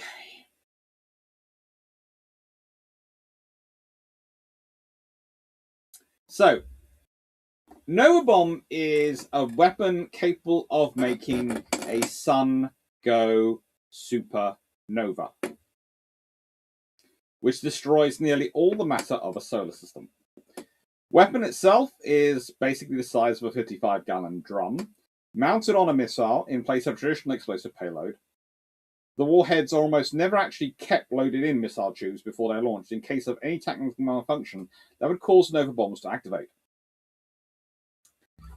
A Nova bomb doesn't destroy a sun by blowing it up, in the traditional sense, as an ordinary missile might. It instead destabilizes a star's gravity. A sun's gravity exerts a tremendous amount of pressure inward. while the ongoing fusion reaction exerts a constant outward pressure. Therefore, a star is in a constant state of balance. Then a nova bomb unbalances the equilibrium by negating the star's inherent gravity, causing a runaway fusion reaction of stellar proportions. With no gravity, the hydrogen gas, which was undergoing fusion, disperses in all directions, exploding and destroying everything in its path. Large amounts of nova bombs can be used to counteract the effects of a black hole. The collective field destroying the gravity well of the singularity, creating a white hole, which is essentially a miniature Big Bang, which, like the Big Bang, takes a singularity of almost infinite density and scatters it. However, once the effects of nova wear off, gravity reasserts itself, and all matter released in the white hole starts compressing back together. This might work theoretically on a star large enough, but there isn't nearly enough matter or gravity for a star to reform, making its destruction almost absolute. Also, the technique using a nova bomb can be used to disconnect a star system from the slipstream. It is unknown exactly how this is done, but during so, a large tachyon burst emanates from the system, rivers of blue energy connecting planetary bodies. Everything in the system then disappears and the slipstream disintegrates around the star system. This was done to isolate the Tarn Vedra and Ral Parfait systems. It's not make the system then 100% inaccessible, however, but very difficult to return to.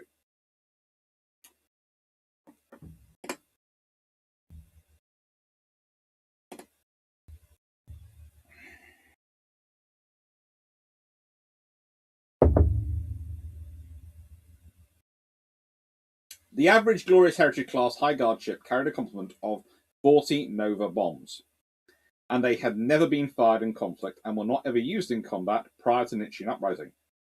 Nova weapons were never actually ordered to be used in times of war or any other conflict, and had never been fired as an act of aggression. Deployment of Nova bombs can be enabled if 4 senior officers of Starship gave their authorization. In fact, the first use outside of military testing was 300 years after the system Commonwealth collapsed by Captain Dylan Hunt in order to escape a black hole. Later, a group of young refugees aboard High Guard Station GS 92196 used Nova bombs aboard a starfighter to destroy the sun of the Dendera system and attempted to repeat this feat in 22 other systems before being disrupted. Captain Hunt later used one to combat the Magog world ship, taking out its artificial star and knocking it out of action until the sun was rebuilt. During the system's Commonwealth period, the planet Marduk attempted to develop Nova bombs, testing 2 on nearby systems. Marduk's weapons labs were destroyed by Becca Valentine, assisted by Hunt and Tianasazi. No one wanted any more bombs built. They're not the only weapon, though, because there's also the negative energy bomb. Negative energy bomb, similar capabilities to Nova bomb. It is a large missile that is on a Glorious Heritage class ships and is housed inside a silo on Deck 12. Targeting systems are quite primitive under manual control, as Hart puts it, looking for a periscope, with the AI control being better in targeting systems to fire the missile. The missile is capable of destroying a Magog satellite ship, and may even be able to destroy the Magog world ship. However, Glorious Heritage class crew has very few negative energy bombs, and does not really need to use it except in dire situations. It's classified as a strategic weapon, which makes using it almost as situations out of the question. It was only used once to eliminate a Magog satellite ship.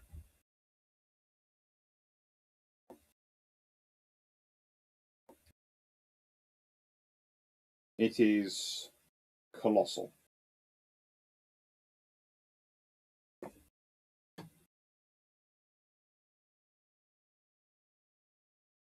So, they have a lot of very powerful weapons, and they don't fricking use them. I can understand. A system where 4 officers, they have a command and control system in place of 4 officers have to agree to deploy. Okay, good. But if you have to make 4 people agree, then you better have a criteria for when they can use them. They don't.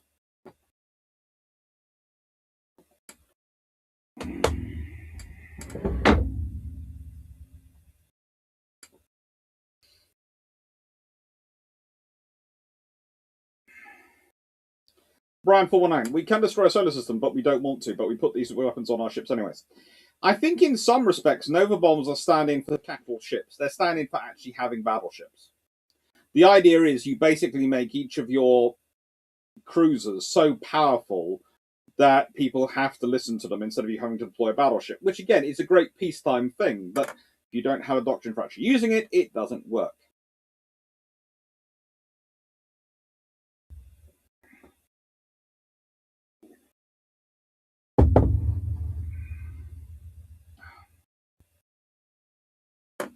Right. Give me a second.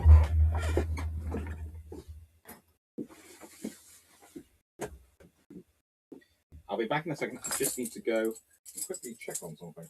I've just received a message. Someone's worried they didn't close the greenhouse door.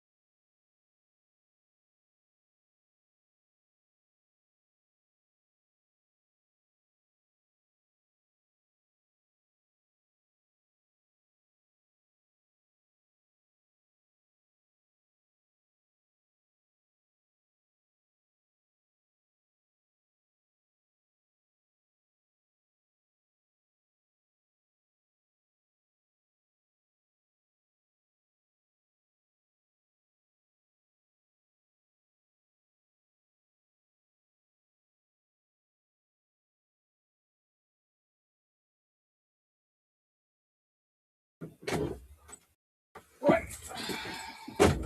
Greenhouse door is closed. Foxy says hi to everyone. She's currently perched. Currently perched.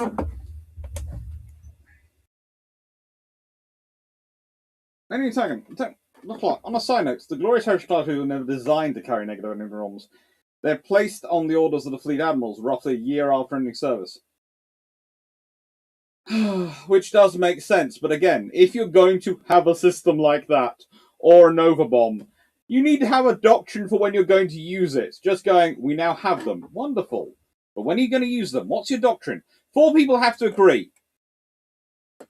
Well, I agree. 4 people having to agree is very good. What's their basis for agreement or disagreement? What is their basis for use? If you have a system that requires 4 people to agree before they launch, you better have a system whereby they have a template of whether it's right or wrong to use the thing. Otherwise, you're dependent upon 4 people agreeing. Just no.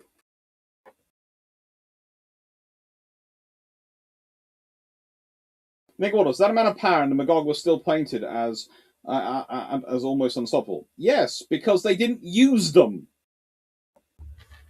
This is the point. You've been in a war where the Magog, literally, if they hit planets, are going to wipe out the entire population and use them as breeding laboratories for their own people and their own soldiers. It's not nice, but in many ways, that's a mercy killing.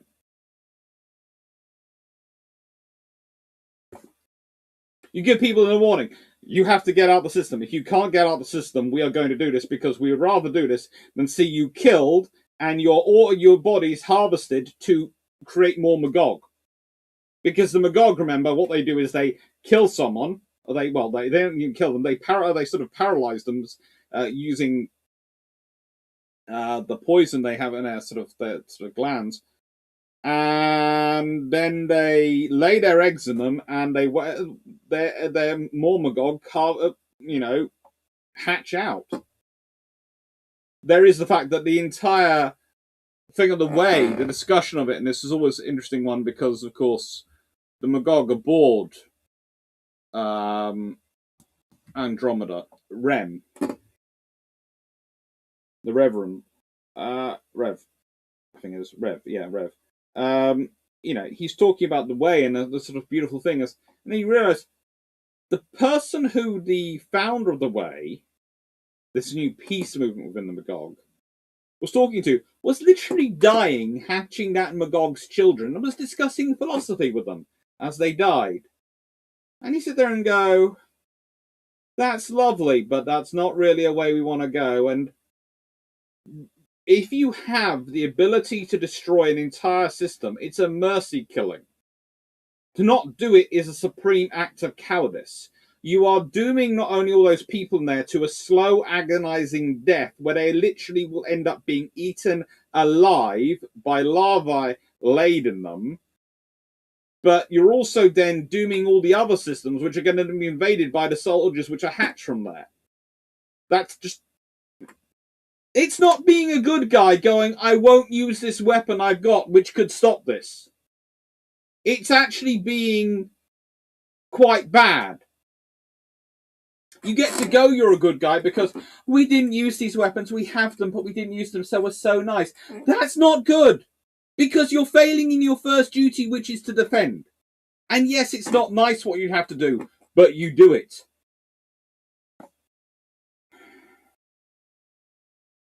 Hi, Richard. Harold. No protocol. Yeah. Big Rosinski. Hello. I wonder if one of those 4 people is a political officer, or they're all just commanding officers' cronies. They are the 4 of the senior officers, so they have to be heads of the department, either head engineering, head weapons officer, the second in command, the captain, the the weapons officer. All those sort of people have to be, are the any 4 of those officers.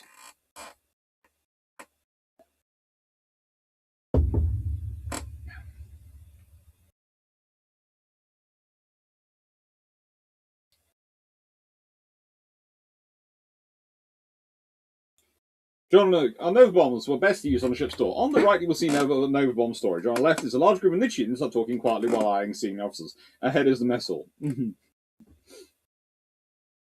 Hunts. Honestly, in ship-to-ship combat, the anti-proton cannon is the most terrifying. Antimatter is scary. Nova bombs only work on suns unless useless in a ship-on-ship combat. I agree, but I'm not... the nicest way, then you can use a negative energy bomb if you want to use it ship-to-ship combat. But you are quite right. The antimatter cannons are really, really scary. Anti-proton cannons are very scary. Second, I'm telling you something very scary. Technically, the 4 agreeing officers could use them at any time for anything, seeing as no training in the use and deployment of weapons facepalm. Yeah, this is the other problem if you don't have a doctrine. The fact that they weren't used before they were deployed by Dilla the Hunt says more about... Well... It honestly tells you how toothless and egotistical the High Guard had become. Because if you had an High Guard which was full of Vians, etc., highly aggressive officers, then you would definitely need a doctrine for their use, because they might actually use them. But the fact is, no officer had used them. Not even the Admiral Stark, who is held up as this being amazing officer, who then turns into something through the various iterations, which is not so amazing. No one used them.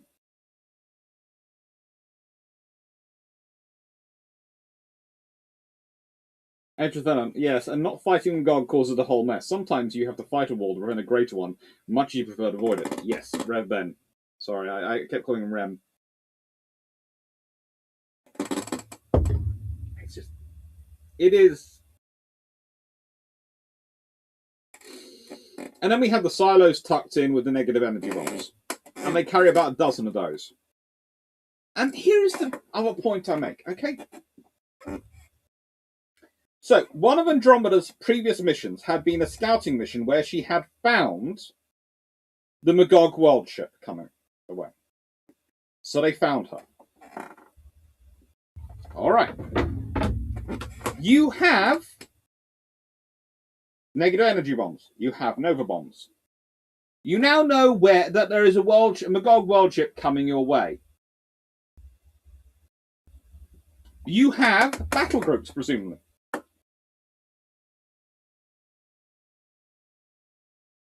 Form up battle groups. Send them. Engage that world ship a long way away from your home.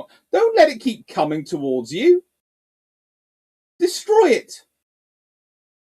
There's things that the Nova bomb is used and destroys their sun. Well, yes. At which point, If that's once you destroyed its sun, so you've taken out its power source, whack it with as many negative energy bombs as you can.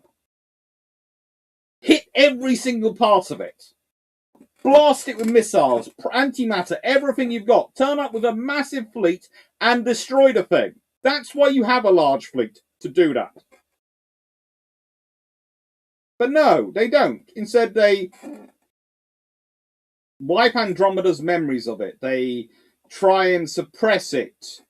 They stick their head in the sand. They go full ostrich mode.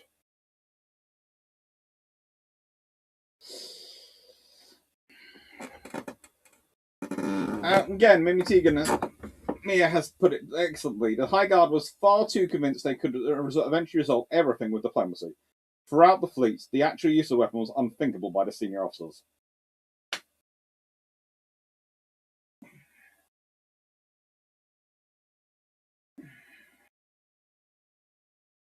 Okay, this is the thing.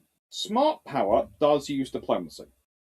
And soft power is diplomacy based, and that's all these things. But there's often soft and hard power and all these things and mixtures in together. If you want a good example, this is another reason why the system of Commonwealth is a good thing to look at and to consider. We have spent a lot of the last few years thinking that we can solve everything with diplomacy.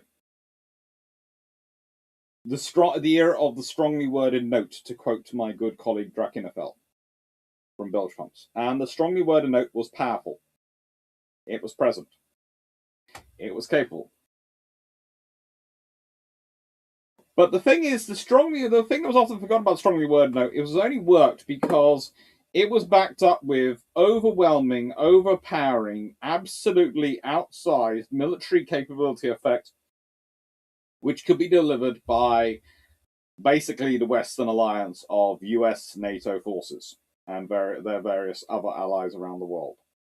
That military force and capability it could develop was so overwhelming, so powerful, that you had to listen to the strongly worded note, or life was but wrong. Unfortunately, then we've had 30-odd years of people cutting and not investing in it and thinking that was going to survive forever because that's the way things were. And now we have the situations we have going on in the world, where a strongly worded note is definitely not stopping things, where things go on and people just look impotent and weak. This is the problem with the Nova bombs and negative bombs. They look great and powerful, but if you're not prepared to use them, if you do not have a doctrine, if you do not even contemplate their use, you have undermined yourself. You have sent your ships to the most obsessively stupid thing you can do with a superweapon. There are two things you can do with a superweapon which are incredibly stupid. The least stupid, the lesser of the two is actually having it all hidden back and then going, we'll only deploy it when we need it. We'll all keep them in one storage space and we'll only deploy them when we need them, because that's going to raise tensions automatically. The moment you start trying to even looking at deploying them or trying to deploy them, you're going to start off a war. Which is one of the reasons why I always argue with people when they go with nuclear weapons, reducing them all. I go, look, you either have 4 subs, keep it constantly on patrol, you have none. There is no in between, there is no options of shall we, shan't we, and you don't do that. You either have it done and do it properly, or you don't have it at all. Anything in between is a risk. Is going to just inflame tensions, cause trouble, and lead to nuclear war. You don't want to do that, so you either have a constant presence or you don't. What they have gone for is they've gone for a constant presence, because that's more sensible, but they've got no doctrine for their use. The British doctrine for its use of its nuclear weapons are, if you attack us with nuclear weapons or our allies under NATO, we will respond. They are a second strike system. That is defined. So, that makes sense. They're not a first strike system, they're a second strike system. Okay? Fine.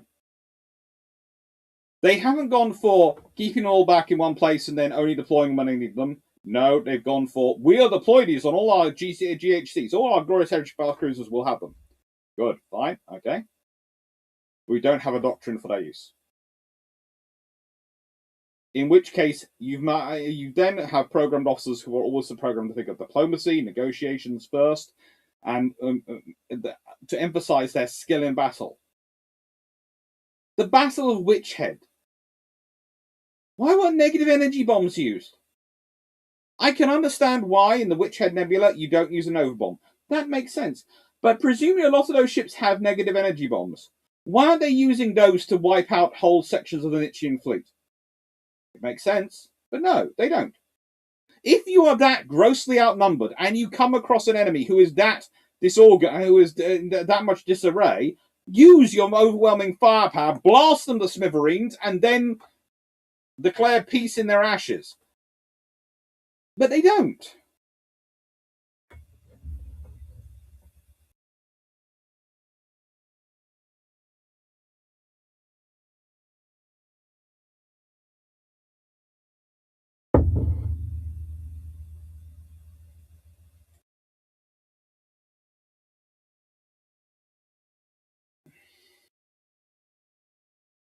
Code 85. I haven't seen Andromeda, but did Captain Hunt get court-martialed for using Nova Bomb? No, there's no one around to court-martial him. There's just no one. There are several attempts made to use it as a justification to get rid of him, but they don't.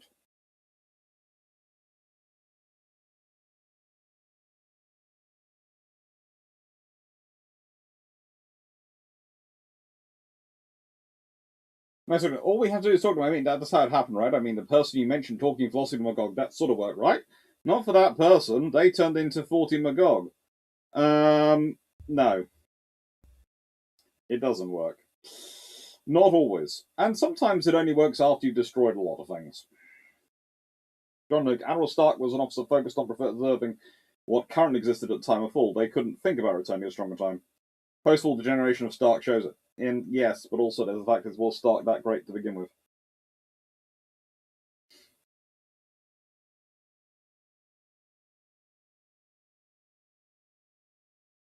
Tegan, according to deep lore, once the Commonwealth was restored, Dylan Hunt was court-martialed and cleared of charges. Yeah.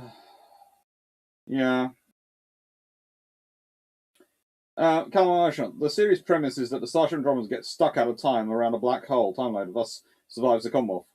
No one to perform the court-martial. Yeah, once they've restored the Commonwealth, the new Commonwealth, yeah. It's weird.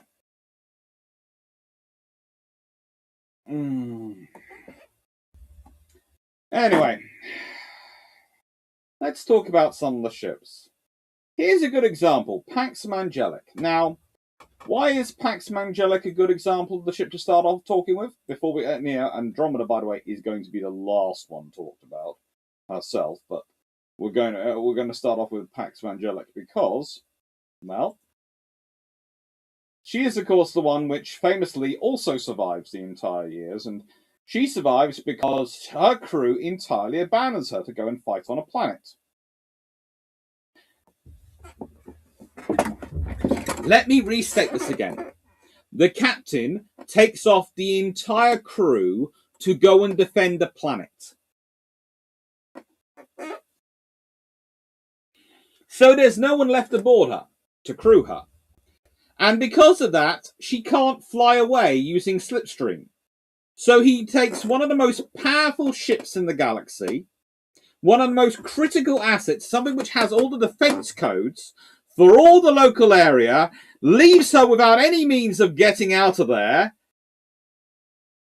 and then his plan for that situation when he's going to get overrun the shore is to tell her to blow herself up.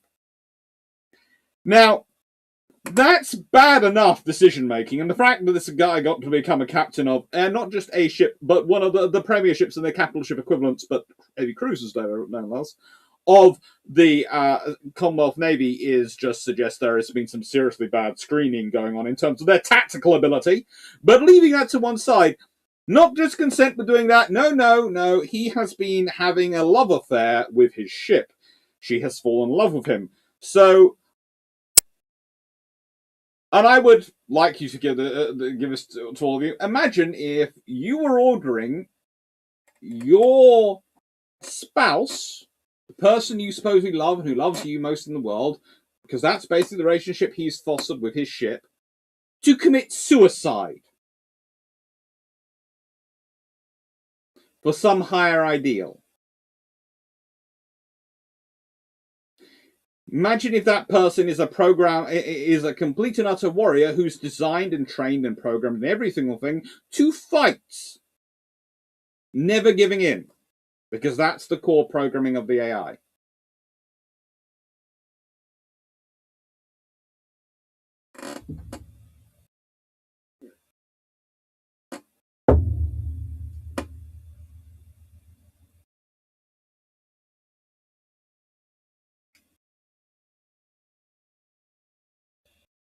She was the first Glorious Heritage class vessel to be built by Newport News Orbital Shipyards. I'm fairly sure the Glorious Heritage herself was built in was built and used as a test bed. I think I said in the video that I felt that she had just been tested and was probably parked somewhere. But the first of the class was the Glorious Heritage. But she was just she was first in class. Pax Mangelic was the first in class who actually was useful and was used as a proper, as more than just testing and working out all the technologies. And so she's an old ship. She'd been around a long, long time.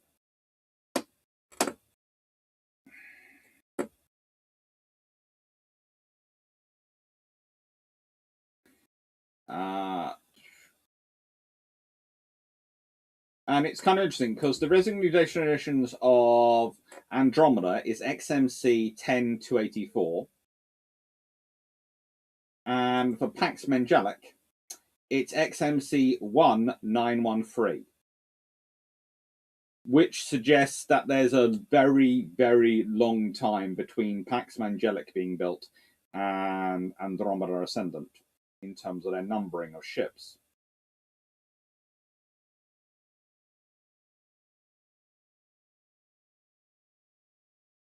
I have to say also, again, this whole thing is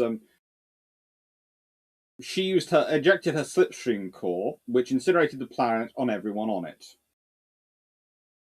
But this, of course, meant she didn't have FTL travelability, but she didn't actually have any human crew aboard her to take into FTL. So even if she had a slipstream core,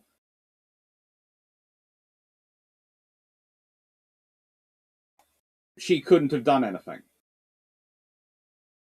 with it.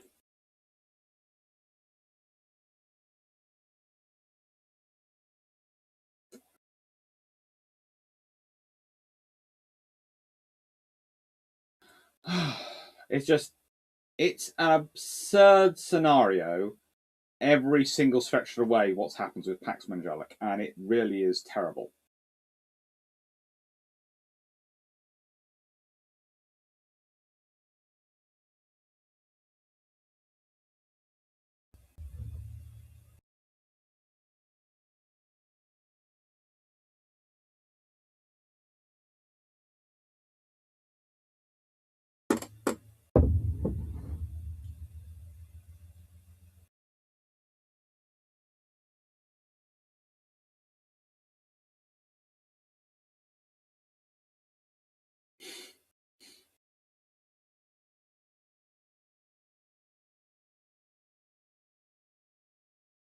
As I see, after trying to explain to Doc how to pronounce Bazakia and constantly get Bazanka, Mangelic is actually quite close to Magellanic.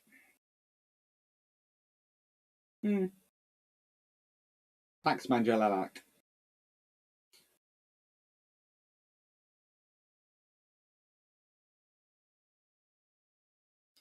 Sure, oh my, what the heck? Didn't the ship at some point say, stop being a moron, or there is a much better way to handle this?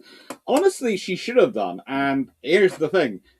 Okay, so the planet's going to fall, and you're going to fall. Extract back to your ship. And, okay, so the point is, again, you said the general's worried they're going to lose it, so you deploy not just your Lancers, but all your ship's crew down to the planet to fight. You're taking a whole load of sailors who are going to be poorly trained infantry at best down to a planet to fight. Their best use is up there. And she has planet bots and all sorts of things to deploy down, far better than the sailors. Or have they already been deployed down there? And this is now So you're reinforcing a losing cause instead of evacuating people as quickly as you can and then blowing the planet up. Refresh my memory. Why were humans required for slipstream? Not humans, organics, and it was to do with their organic fish. Organics are better at interpreting slipstream space than an AI.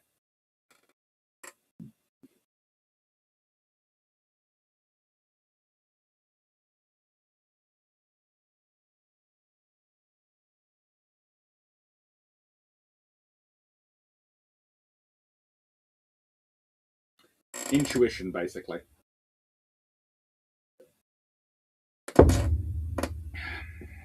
And if the captain does go, right then, only chance I can see for actually supporting this operation, maybe success, is we actually do take my sailors down. As Andromeda shows, a High Guard Glorious Heritage class cruiser can survive perfectly well with a crew of minimal crew of 6 or less. Is it really going to change your odds much if you leave a 3 or so people behind? Leave one of the qualified pilots, maybe a couple of the qualified pilots, and an officer behind, a real lieutenant. It would make sense. Why are you taking engineering officers? This is the other thing I could never understand on Sunfire. You're taking people who are valuable personnel down to fight. Hello, Nosdom 89. Thank you for becoming a supporter. It's just absurd. It is really absurd. Right then. It doesn't get any better though. Here is Million Voices. Now, Million Voices. She is a special ship. She had been captured by the Drago Katsov Pride. Not sure. Basically, she's in maintenance repair.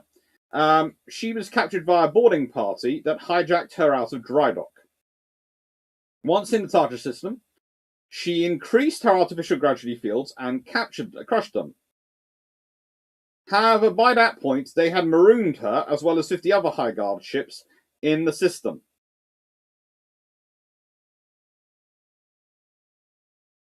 Thanks to their AI, they proved too powerful to take over.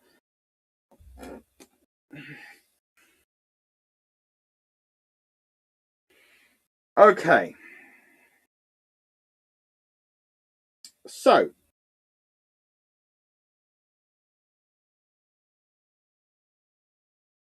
she is hijacked out of dry dock.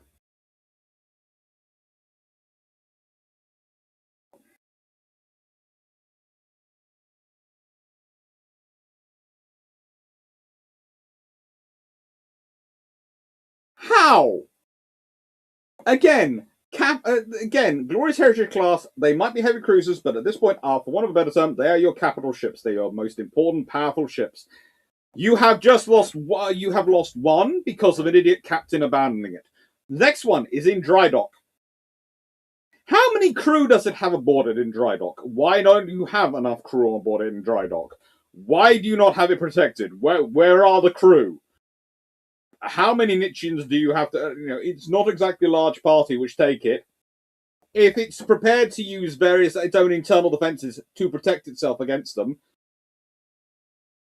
have those internal defenses ready to go. But also, again, this goes back to the whole achieving command, etc. If you have the right codes. Why do you have the ability for people with the right codes to... you should have it limited and locked down who can have those codes, specific people. And if it's going to be in a dry dock scenario where you should have to have multiple codes. The concept of one of your most important ships being left in any kind of state where it can be taken from dry dock is just an anathema to me.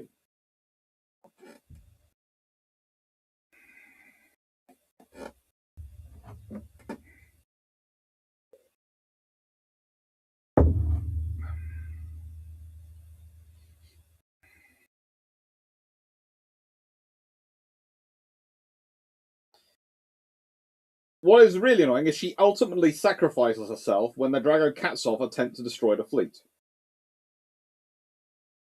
She leads a decoy while the ships, while most of the ships escaped.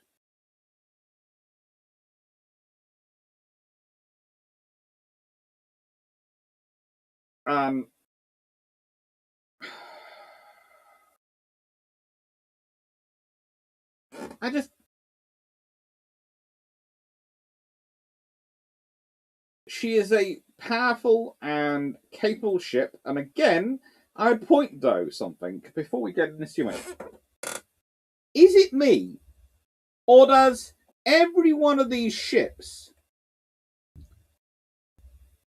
look a little bit different? They all look like they're, to an extent, one-offs. Or, alternatively, they're built in batches by 3 different yards, which would explain the slightly different aesthetics for every single batch, because, oh, this looks impressive and beautiful, but in reality, it's just going to be complicated. Thank God they can maintain themselves, because otherwise, your budget for maintenance is going to be through the roof.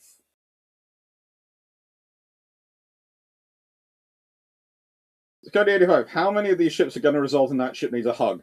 Okay, Million Voices needed a crew. Pax Manjalik needed a captain who was worthy of her. And it just...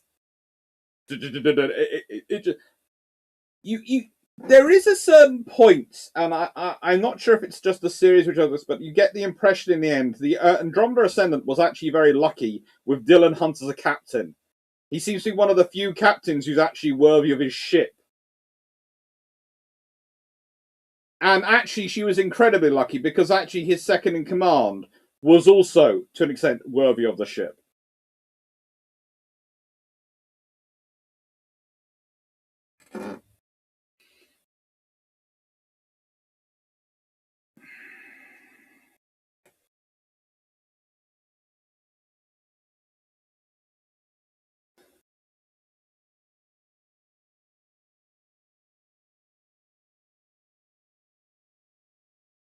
The covers Pax Manjalik being around for a long time. Was she kind of a ship of Theseus by that time? Remember, she did the 300 years the hard way, not like Romy, which was in a wormhole. No, Pax Manjalik did it 300 years on her own.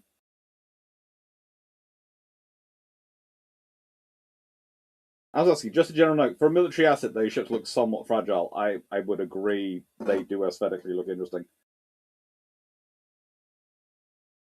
Nick Waters, I refer to Star Trek 3. Someone is stealing the Enterprise. Oh my lord.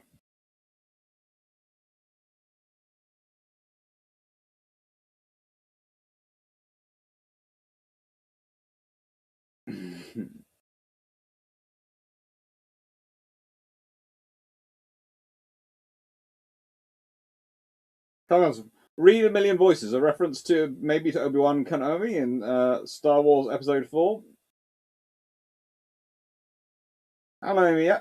Even Glorious Heritage class ships' construction was overseen by veteran engineers and designers who considered the ships to be works of art, and so customized the exterior look of the ships accordingly. Yeah, I know. I consider my warship a work of art. I consider you an imbecile.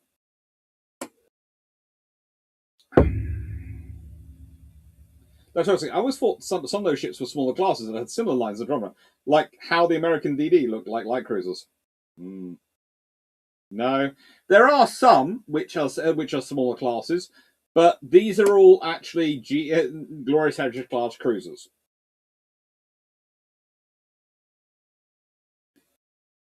And as you know, in Star Trek 3, that was the one group who should have been able to steal an Enterprise. Andrew, what are we discussing? The systems Commonwealth and the fact that they could give me a right. If you gave me 10 minutes with the systems Commonwealth with a high guard before I don't even the Magog invasion, I would A, have very high blood pressure. B, I would probably be using a force lance on most of their high command.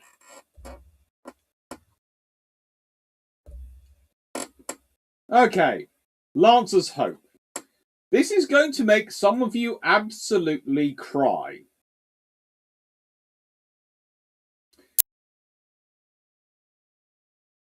Lancer's Hope is shown as being destroyed by a Nitschan fleet around Almagast. Its courier pilot managed to contact Andromeda and the Hunt chose to investigate. So, here is what happens. A courier pilot contacts the Andromeda. This is how Andromeda gets led into its trap in the first place. Sends them a video of the Lancer's Hope getting destroyed at a planet. And instead of Dylan thinking, hang on, they destroyed a Glorious Heritage class cruiser on its own. Oh, good lord! I should call up a battle group and then go in for mob-handed. No. He takes Andromeda in. When they get there, they find no sign of the Lancer's Hope or any of her wreckage in orbit. None of it there. And none of the wreckage is found on the planet's surface from a ship, so it's unknown if anything in reality actually happened to it.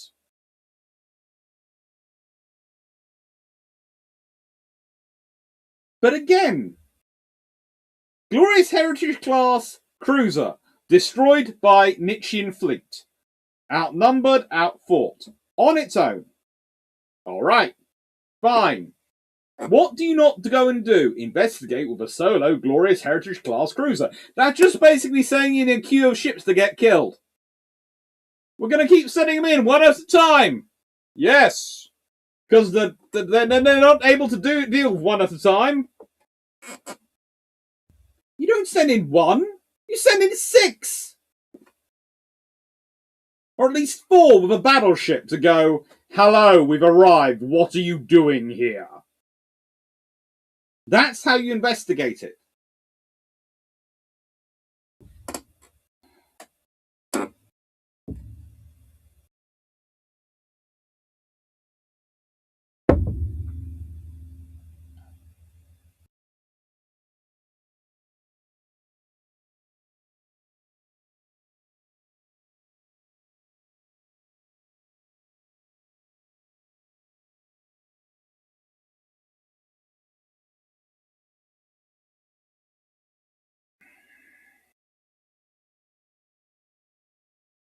It's just, it's how not, and again, I can understand why Dylan Hunt falls for that. That's basically tailored for made for a spec ops guy who's that aggressive to charge in.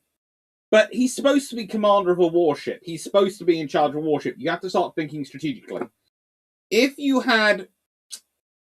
a small vessel had arrived and against a county class cruiser and gone, you know what? There's a fleet of enemy destroyers up there which have just blown up a county class cruiser.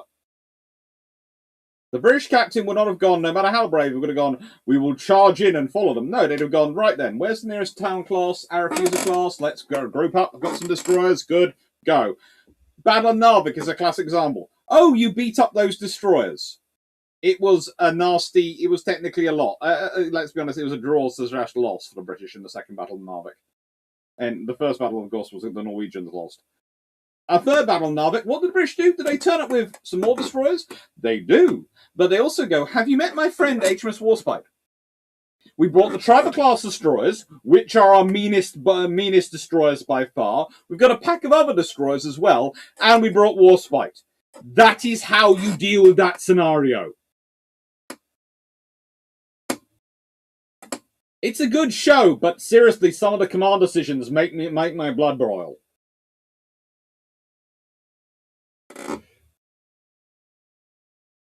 George Human, GHC ship captains remind me of US Army division commanders in 1942.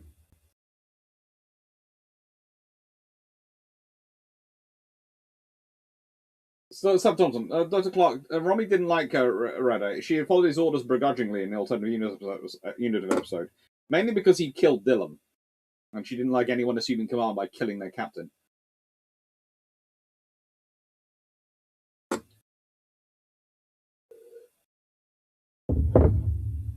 Nosdorm in 1999. I think the Glorious Heritage class needed captains that didn't have their heads up there. Yeah.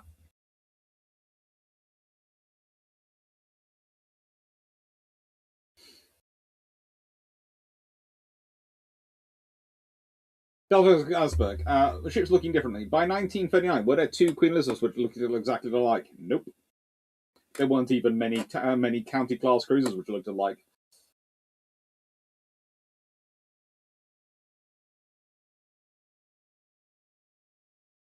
Nazarman 89. Considering the courier pilot was a Nietzschean, one does wonder. Yeah. John Luke, the times when Harper would make a better officer. Yes, Harper. Surprisingly good. For an engineer and a tech geek, very good officer when it comes to those scenarios. I will bring reinforcements. George, as I remember, he did send an all-call alert. Yes, he sent an all-call out, and then he went in himself on his own. Wait, and I would say, here's what you should have sent. Send an all-call alert with a meeting in another system not far away, and then from that system, head there.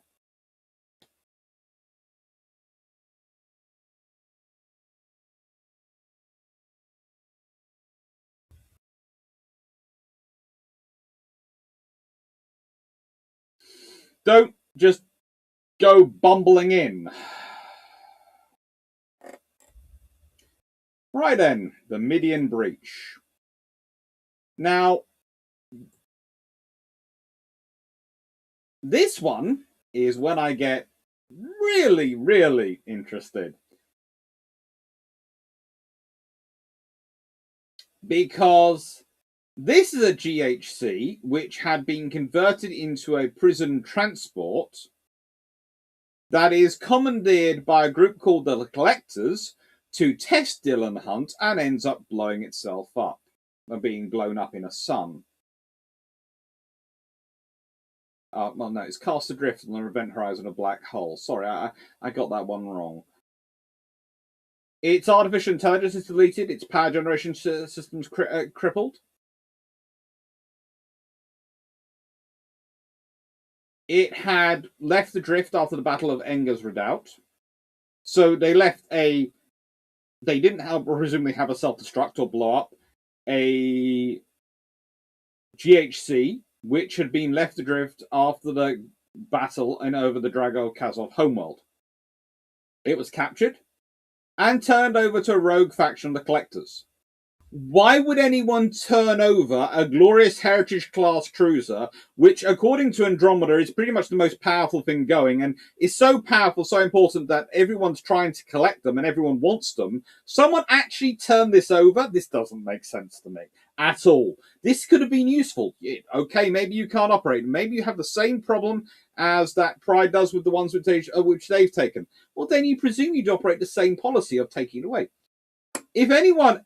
The Collectors are from the All Systems Library, the people who supposedly collect knowledge. You'd think they'd go, oh, we've got this lovely ship. Okay, we'll use it as a portable library, and they could surely get it to work for them, as after all, they're the Collectors. They have all the information and library, and surely they know the value of the ship. No! It ends up being turned into an advanced test for Dylan Hunt and Sacrifice, and it's just a waste of a ship. And again, question you ask, why, after the Battle of Enger's Redoubt, if it has had to be abandoned, was it not blown up? Where was the self-destruct charges? Which, considering, again, what happens with Pax Magellanic, if she was ordered to self-destruct. In a situation where she shouldn't have been in a scenario to self-destruct. They should have had enough crew on her to get her away because she's that valuable. If she's really broken down to the extent she can't be used again, but the fact that she's then converted into a prison ship and the slipstream core is only removed by the Collectors and other things suggest she's still working. Why is she being abandoned? Are all her crew somehow dead aboard her? In which case, do you get other crew aboard her? Does she have a self-destruct mechanism? Does she not have something which allows her to get away?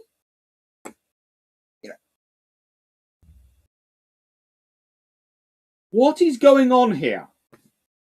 I'm almost at a point where I'm going, hang on, if you're saying this is the scenario, why do you not have on each of these ships in stasis, some form of stasis, some emergency crew?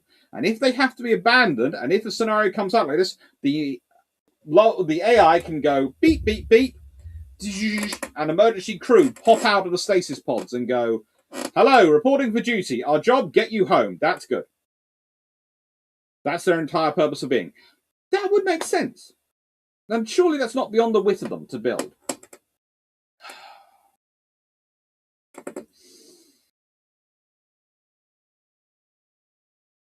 I don't know. And they also have thousands of androids and robots aboard running around the ship. So, they do have lots of systems on them to repair them and look after them. So they have worthwhile vessels to keep going.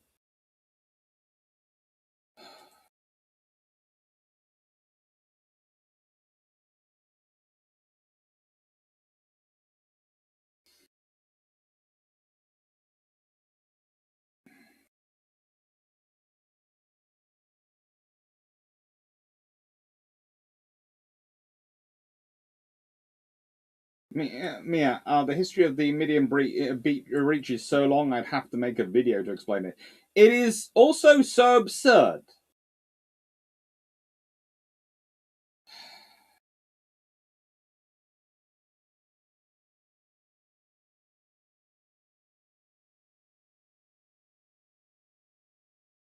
There's always a patch. Mangella Anik means world peace. Yeah, they're never short of egotistical names.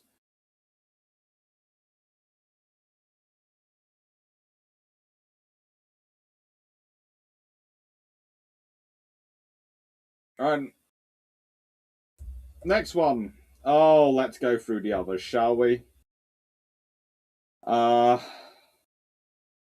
Let's make sure I have them in right order.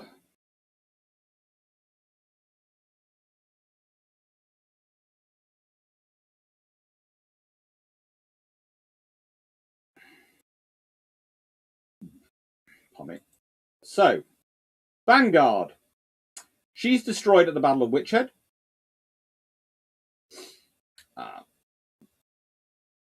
Critical ship at the Battle of Witchhead. We think one of the command ships. Continuation of politics. Also destroyed the Battle of Witchhead.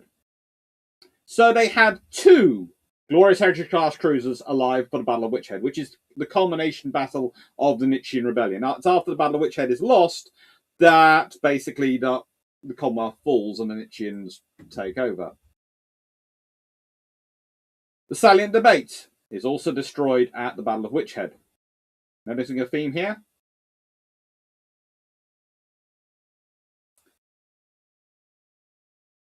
Fires of Orion. We're not sure where she's destroyed, but she's destroyed during the fall of Systems Commonwealth. And is a friend of Romy, who is the AI character for Andromeda. And it's just, yeah.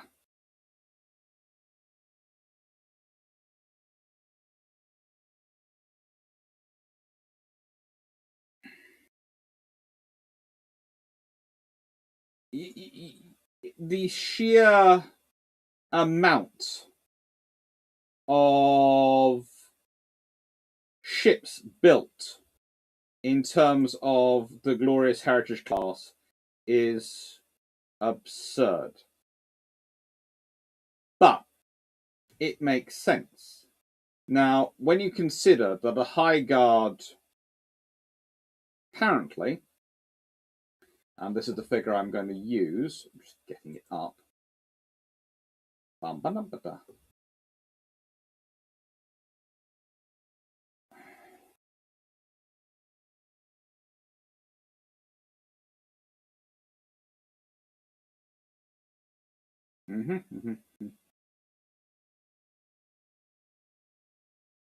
this is Commonwealth and High Guard. Why don't I put my notes in this order? Why? I wonder. I don't know. Seriously. Make it quicker and make it stop doing this like this. That would have been sensible.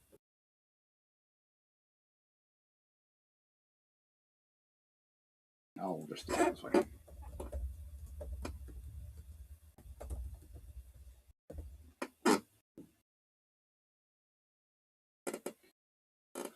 So, the High Guard had over 500,000 ships.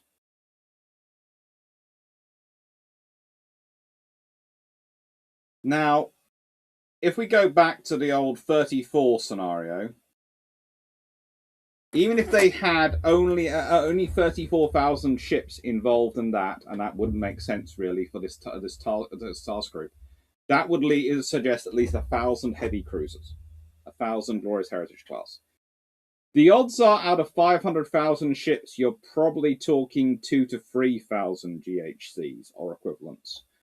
And you're probably talking 2,000 to 3,000 of these heavy cruiser groups. And that's still not me saying a lot of ships, because again, there are 34 ships in this formation, of which most are frigates and long-range surveillance ships, which have very small crews, and even the deep standoff attack ships do not have that large a crew. So 34 ships times 3, well, that's going to be what? 102? So if we have 3,000 of these groups, we're talking 102,000 ships out of a fleet of 500,000. And billions of soldiers and officers to crew them. So plenty of personnel. And yet,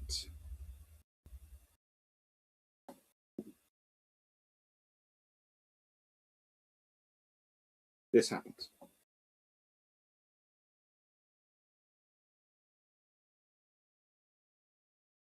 How?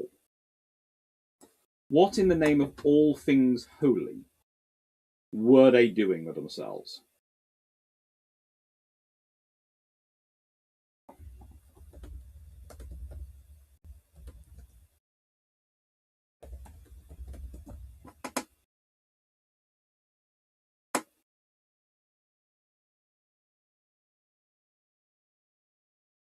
It just seems absolutely absurd that they have managed to do this themselves to themselves when they're considering how large they are.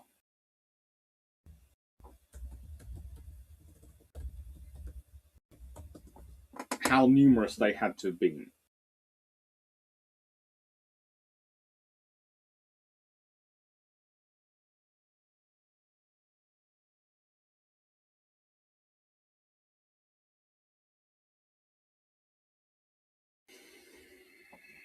And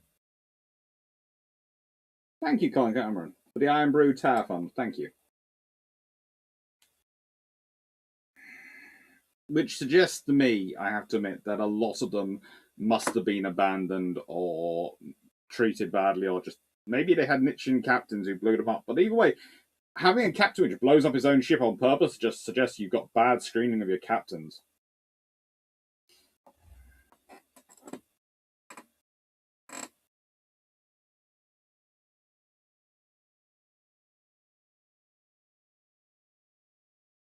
Thank you, Mia. I'll look forward to a vid explaining the zippity subword for Unpacked Mangel Alanin. Nicholas, COP candidates the least inspiring ship name right here. The Conti. Continuation of politics, yeah. This is some of the reasons why I think there were 3,000 ships, because I think in the nicest way, if you're using a phrase like the continuation of politics for a ship name, something bad has happened. Although I do enjoy a ship being called the Salient Debate.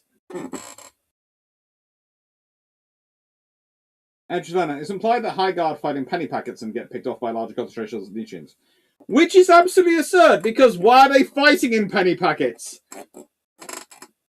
Concentrate your forces. Again, this shows how badly prepared for war they actually were. How badly organized they actually were. Because in the nicest way, the first thing you do is you go, bring your groups together. We have a battle group model. Okay, I don't agree it is a battle group, but form it up. Get it going.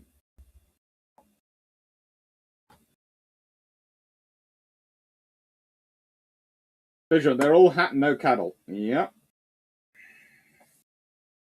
Mediocrity and complacency tends to spawn mediocrity and incompetence. It can spawn something, all right. And I know they're supposed to be used as an example of this by Gene Roddenberry, but it just seems absurd that they got this bad.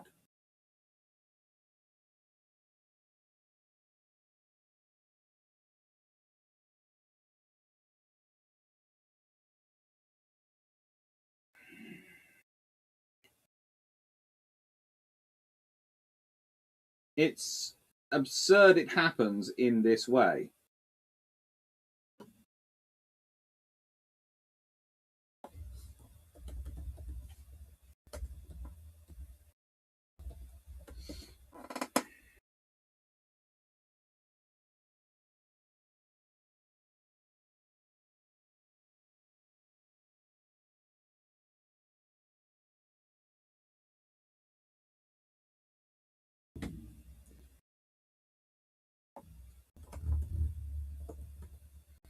Now,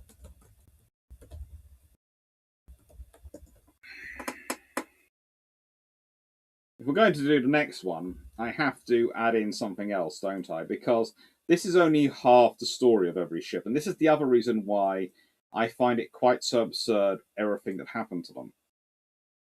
And this is the point. Not only do you have what is arguably one of the most powerful ships ever built, even though it is a cruiser, not a battleship, it is a cruiser, they are coupled with an AI system. Andromeda is personified by this particular actress. She has very interesting. There are some scenes where she is both on the computer screen, a holographic projection, and a android, semi-organic android, and she is integrating a computer system and is literally having a conversation with two. There are three versions of her having a conversation with themselves. And you sit there and you think, A, this person is a very good actress because she's managing to carry the whole scene, literally herself, in three different ways. And secondly, if this system is built in and you have this capability, and considering the legacy of Pax Magellanic, which suggests that it's standard to have that sort of android, because Pax Magellanic is that sort of android, it does suggest, maybe only to me,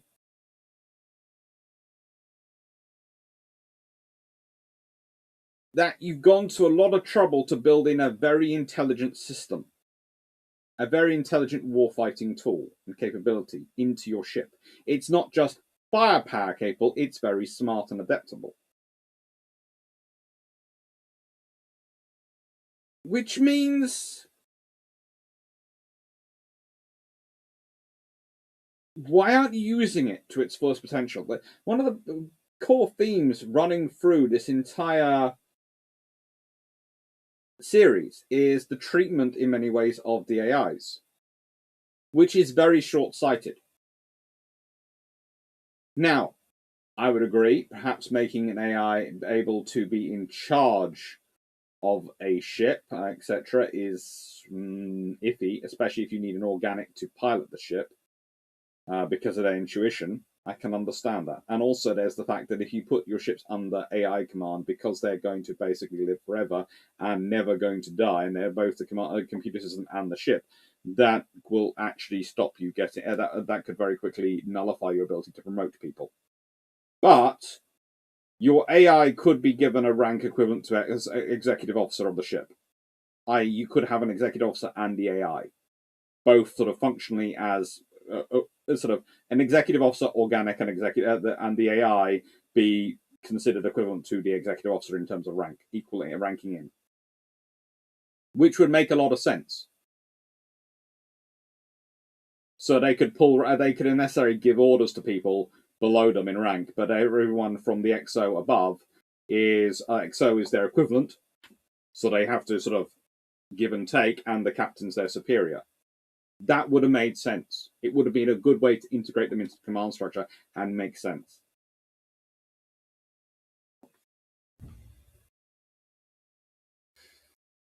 And again, you would expect something, especially on an organization which has had 1,200 years of peace, to have developed that sort of system. She actually, Andromeda, ends up with 2 AIs, which again would seem nothing, because if you're worried about your AI going insane, having a couple of AIs would seem as the backup, because then you have one to back up the other and keep and balance each other out.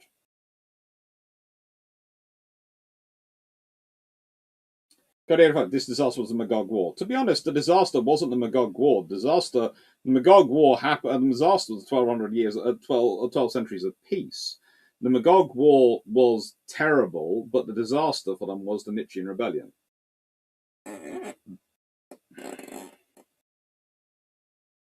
And I get the impression the old Commonwealth are just absurdly corrupt beneath a shining veneer. People like Dylan are meant to be the exception, not the rule. I'm not sure the veterans are corrupt rather than just absent-minded. They just don't seem to understand what they're doing.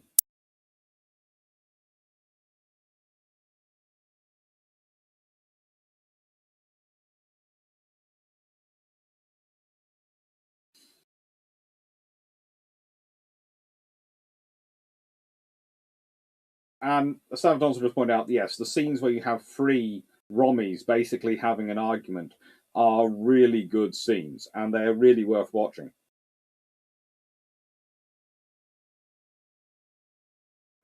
The strangest thing about the Alexandria was, were they fully functional, if you catch my meaning? Yes, they were. That scene... now, you find it strange the androids were designed by like that.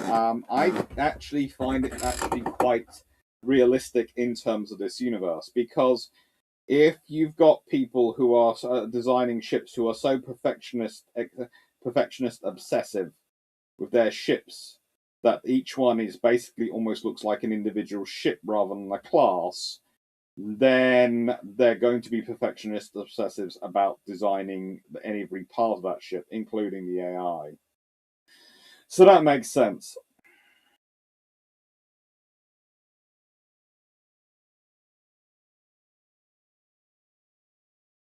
Dr. Clarke, the AI gives you an impartial sounding board to keep the organic in charge stable and orientated given the power at disposal. Yep.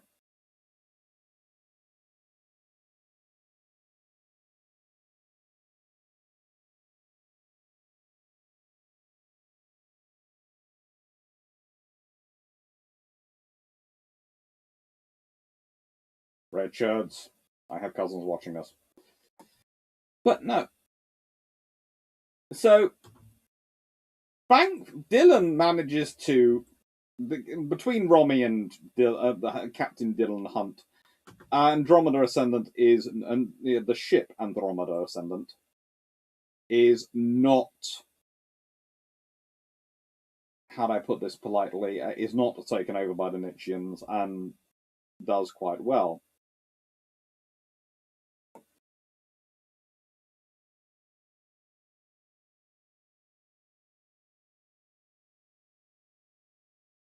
But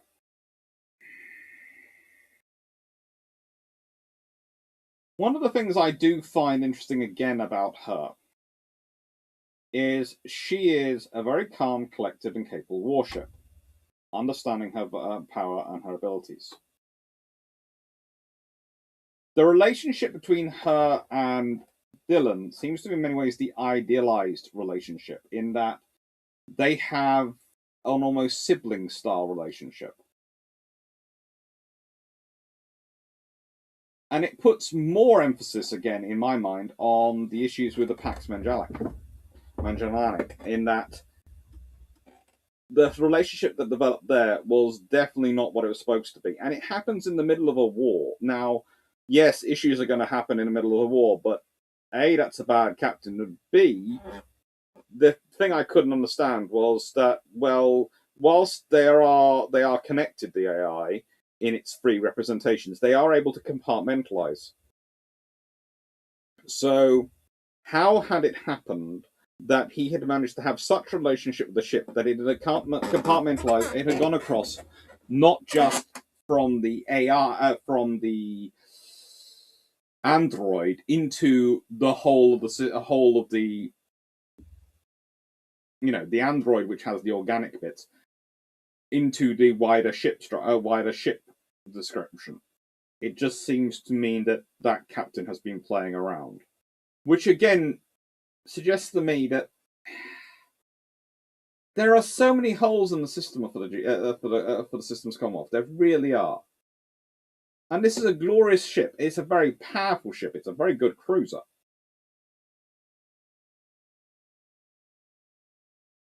But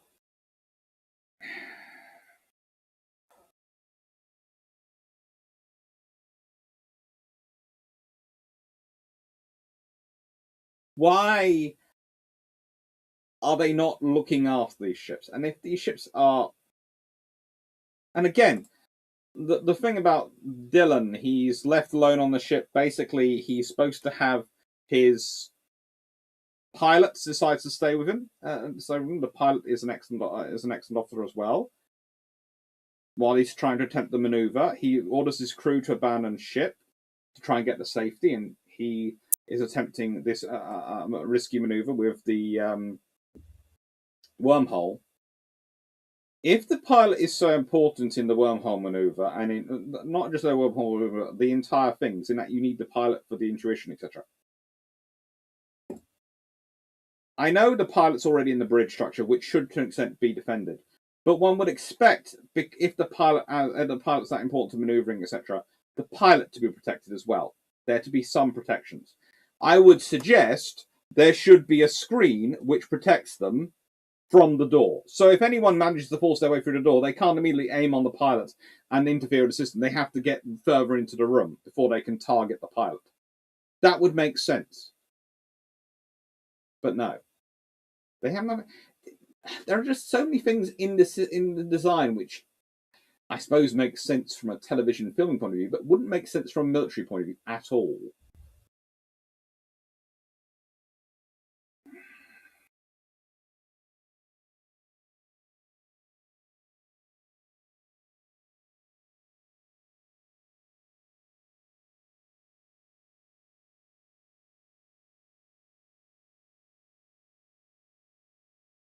The reason the Glorious Heritage class was considered so powerful was after the fall of the Commonwealth and subsequent Civil War, they fell further into a 300-year dark age of stagnation. Yeah. Clarke, let's remember a TV show, and all navies are guilty of having bad captains and admirals. Yeah, but it seems to me that the system's Commonwealth seems overly burdened with bad admirals and captains. Because there are very simple things. Again, the Nietzscheans are capable and all these things, but let's say you have 3,000 of those battle groups, as said. And let's say roughly half are disabled by war action and the rebellion. If I pull 500, a third of the remaining half, together into their battle groups and form a fleet, that should be overwhelming force, which should allow me to group and mass and attack the Nietzscheans and go through them. They don't do that. They don't.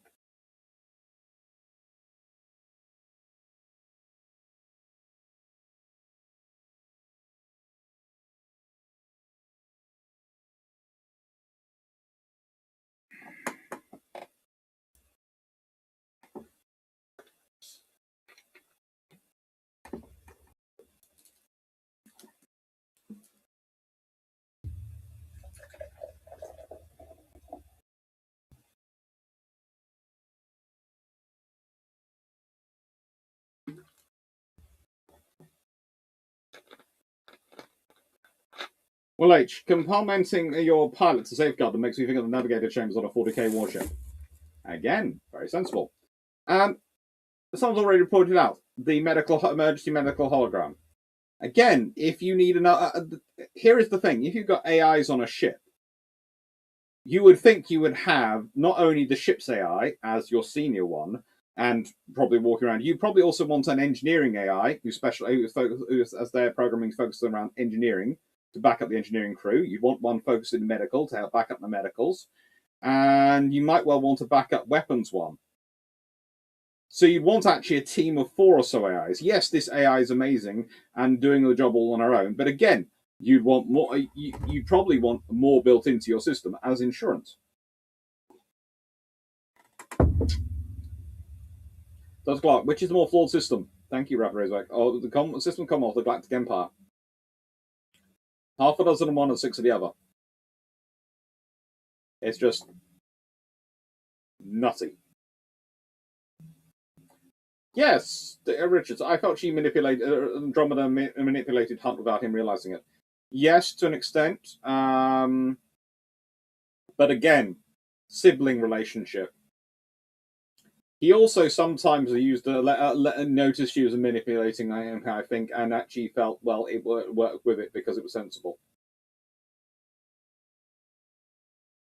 And let's be honest, sometimes she's smarter than the Hunt.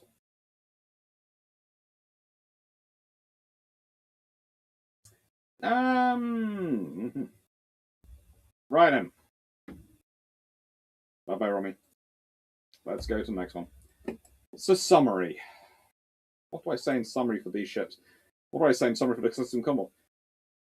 Cruisers are useful, and yes, they needed them, but... And I realize it is a TV show.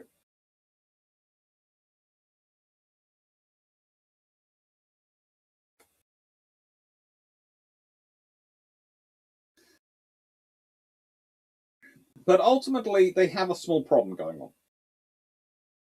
They really do. In that, you have, and if you look in here, you're seeing that sort of Andromeda and some of the Nietzschean ships are pretty much the same size.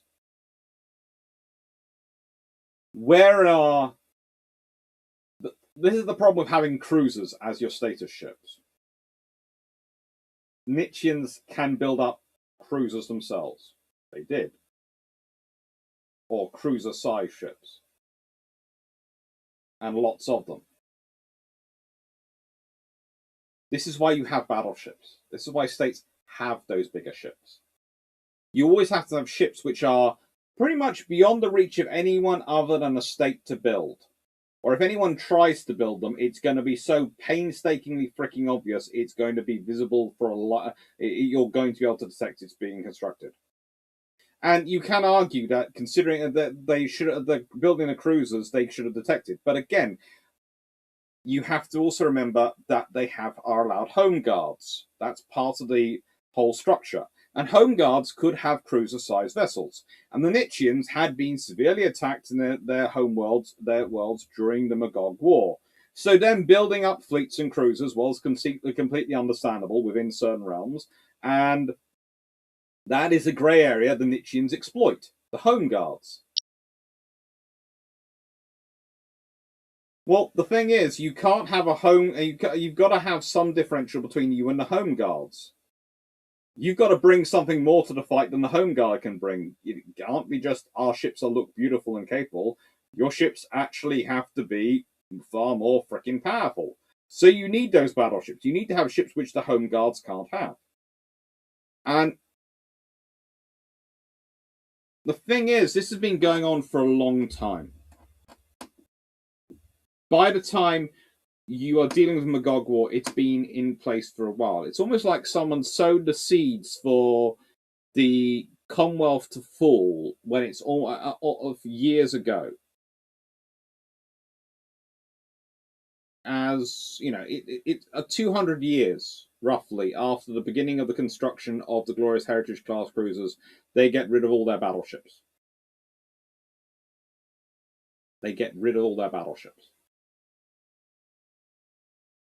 Which is absurd. Because those are the ships which you need cruisers, you need the present ships to go around, but having battleships, the ships above your cruisers, the status ships, are what sets you apart from these home guards?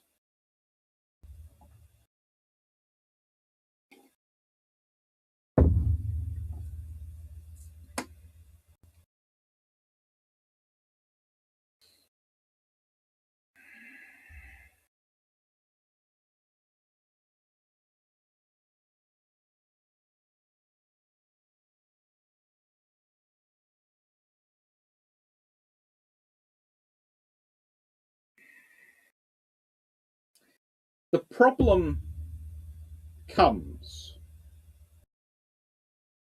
when you're looking at what this fleet is for. It's a presence fleet, which is always going to be a cruiser-oriented fleet. And the Royal Navy in the interwar years is a presence fleet, it's cruiser-oriented. The Royal Navy, arguably prior to World War I, is a cruiser-oriented fleet. I know they're building the huge battle fleet and everyone focuses on the dreadnought construction, but also churning out huge numbers of light cruisers and for presence missions around the world. It's not a sensible fleet is orientated towards its peacetime role of presence, with those ships having a wartime role as well. But that wartime role usually is built around a kernel of ships which are focused on a war role. They are your capital ships, your warships, your battleships, your battle cruisers, your aircraft carriers. Those are your warships, as in your focused on war is their primary role.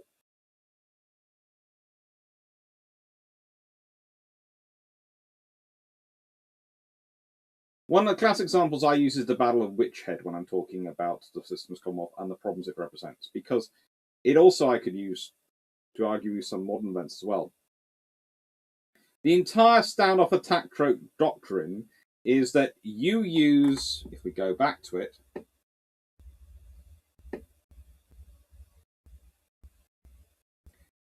the long-range surveillance ships to go in and gather information. They send that information back, allowing the deep space standoff attack ships to slipstream in to slip points at the edge of range and launch massive barrages of missiles and then disappear, and then appear another slipstream point, launch more, and etc. So that they do a sort of standoff, long range attack. They don't close and engage. What do they do at a Battle of Witchhead? They're closing and engaging. They don't have battleships anymore. The only ships they have that can do the closing and engaging are the heavy cruisers. And they are a very small portion of the fleet compared to the other ships. Group defense frigates. That does not sound like a ship which is designed to go in and fight a battle to me. That sounds like a defensive ship that's supposed to defend the standoff attack ships against fighters and enemy ships coming in.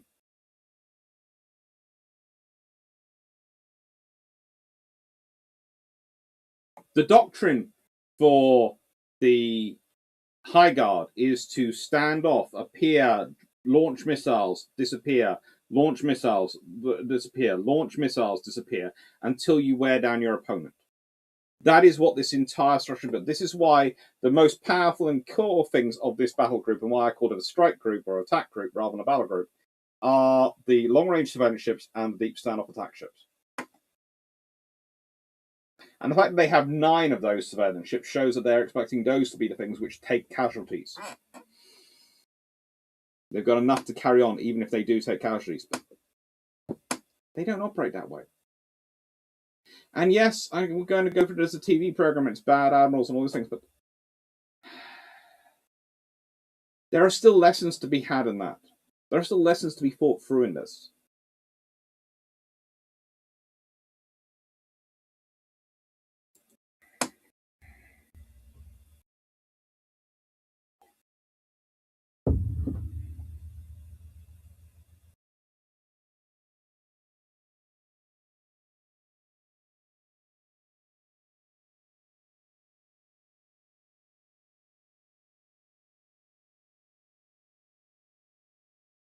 Yes, a certain number of bad officers in charge is inevitable. I do agree. But again, you have all these positions where you can weed out officers. before they get to the heavy cruiser. You should be weeding them out.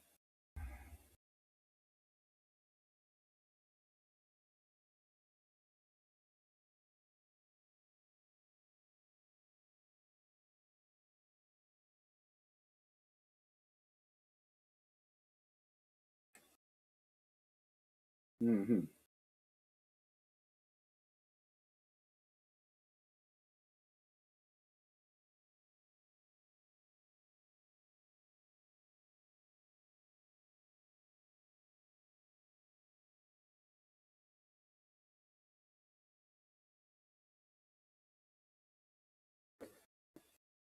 I wonder what the scale intelligence on the GH Glorious Heritage class AIs was. Massive. However, given how independently functioning High Guard warships are, I'm surprised a bunch of them didn't point themselves into deep space and run heavily armed nomads, essentially. Well, that's thanks to the organics needed on. But again, you'd expect them to be able to avoid themselves.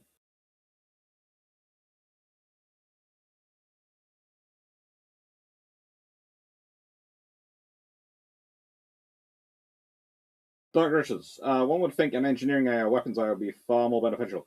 Well, you see, you have them, but they're all incorporated into the same AI. Whereas you'd think a medical AI, very useful to have, especially if you need your organics alive to be pilots. So having a dedicated medical medical AI, very sensible. Engineering AI and all those to focus in on those, very sensible. Yes, the ships one would be looking at it as well, and it's sort of like the super AI. But also, those could be training AI roles for the AI to become a ship's AI.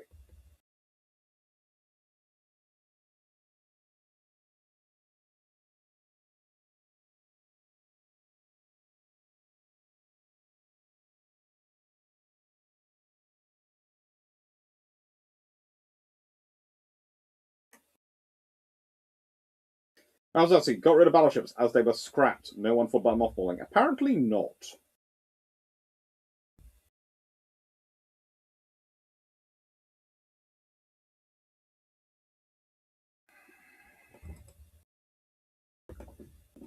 So when you have to staff man, oh, I've answered that one. Yeah. Remember, the real problems come when the bad or less than great elements start to gain power and influence, even either through doctrine or administration. Yeah, well, that's the trouble. They did.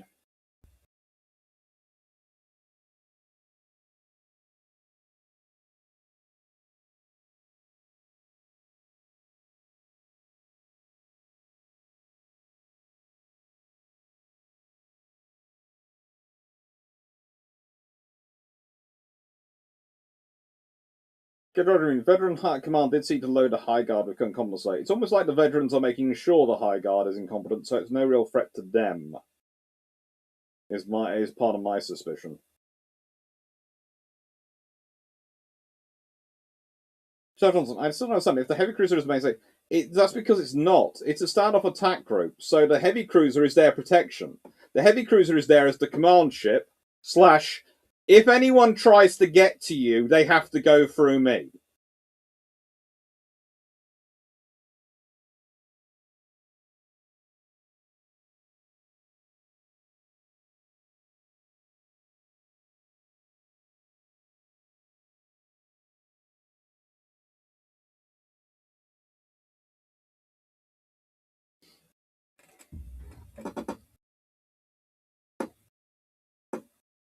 It's a capable system, but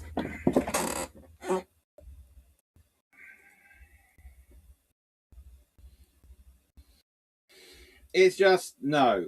It's just there's just they are building this and they're building themselves in very weak. So since Disney has taken over Star Wars and Star Trek seems to be a long pause in the book world, where should I look for good space opera to fill my void? I can only review so many books. Glyn Stewart. I know I'm biased because we've sort of becoming Twitter friends chatting away, but and I really do love his books. But I have to admit that he's got he's got a couple of series there, the Carrier Avalon series and the Peacekeepers of Seoul series, which are absolutely excellent if you like those. If you like to talk look about ships and those things, that's very, very good.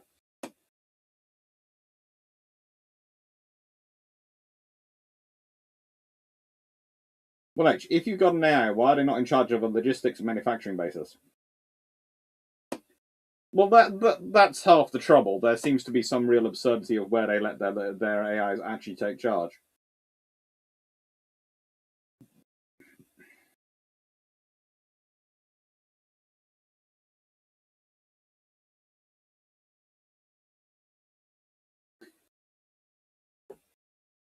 In real life, Stafford, as said earlier, if I was building I would have those groups. Again, we're going to flick through to that. It's quicker to go this way. I would call this my strike group. I'd have 3 of those in a task force, and I'd have 2 battle groups, which we send it on a battleship, and 4 heavy cruisers to do the fighting. And I'd have a carrier group, and I said a logistics group, and all those things set up. And I would have these 9-group task force, and that would be my fleet operations.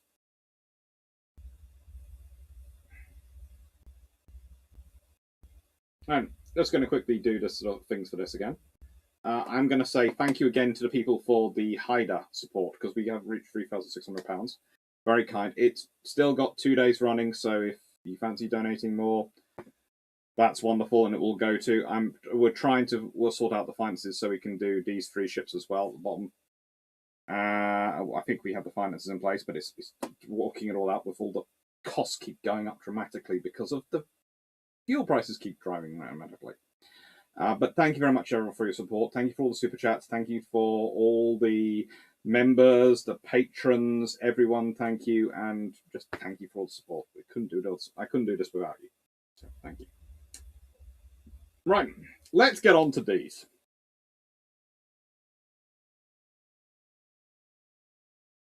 Because these are my favourites, and they only appear in 2 episodes.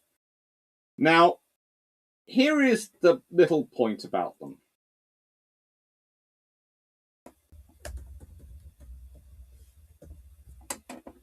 And this is where I get really upset.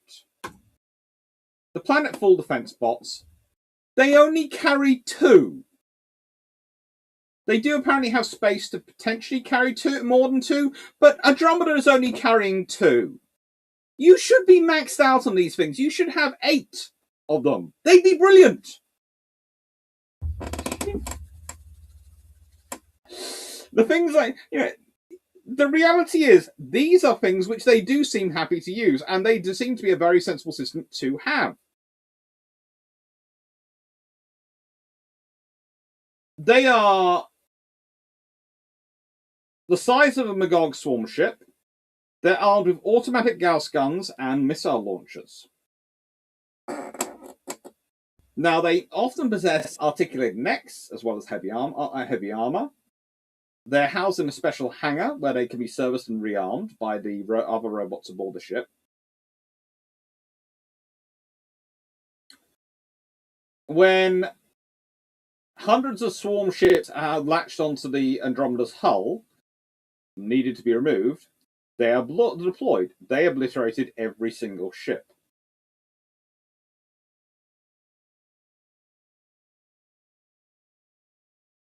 They also were deployed, of course, as mentioned earlier, to destroy snipers who were attempting to assassinate a prince. They also had hundreds of less heavily armed, smaller bots in one of the hangars, which was other hangars aboard the ship. So they have a lot of military capability. One of the things I often don't understand is why the smaller ones don't get used for defending the ship in ship fights. Because you'd think if you have a smaller one, which is the size of a human, it's kind of like a destroyer droid or battle droid from Star Wars. You think the moment actually we have boarders on ship, deploy them. Oh, we no longer have boarders on the ship. Yay! That's a problem. Thank you, Nick Waters. Have you had time to delve into Sailor Austria? I've managed to read the first chapter.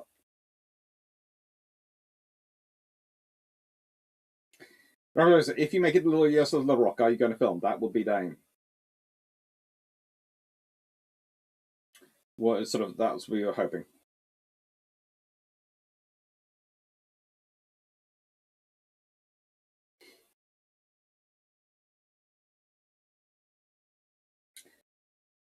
Rabbrosa, you'd love to see a rerun of the series told from their point of view. I would too. Mainly it'd be them sitting there going, so we haven't been used again. No. We could have solved that problem in like 2 minutes. Yes, dumb. Well, we could have. Yes, dumb, we could have. D, it's just terrible. We just don't get used enough. I know, dumb. I know. Calm down. But those Nichians, I could have obliterated them in like 2 minutes. Don't worry. But D, I'm not being used to my potential. Don't worry, dumb. Calm down. It'll be they're very capable tools, and they are actually something which shows how capable the Systems Commonwealth could be when it wanted to be.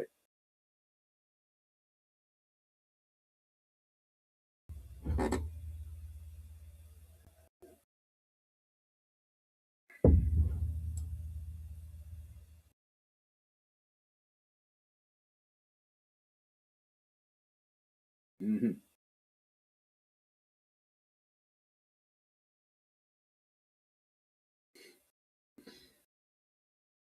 Manly is hunting down Rapid Razorback on Discord, and again, I want to say thank you to Mia and Glenn because of their reading and the readers, and Mia especially. I want to say thank you for the research she did. She has tons of stuff on the deep lore. If anyone wants to really discuss this in detail, I'm not sure if Mia is on Discord. I think she is. In which case, chat, ask her, and talk through her because she knows this all far better than I do. I like to use the Systems Commonwealth as an example when I'm teaching students about things that can go wrong. And as I said, they're a good example of what can go wrong because you have this very high-tech, very capable ship. It has these. Again, by the way, here's the thing. Why are you deploying freaking sailors, your ship's crew, as infantry to fight on a planet when you have these? Surely it'd be better and probably more sensible to go and pick up some more from somewhere else, or maybe build some more in your own hangar facilities if you can get the resources from a nearby asteroid to it, and deploy them rather than sending your crew and abandoning your ship. Again, if you have lots of miniature versions of these on your ship, then in nicest way, anyone who decides to board your ship is not going to be surviving. Add in fixed defenses and various other things. That's going to take a lot of crew to board your ship.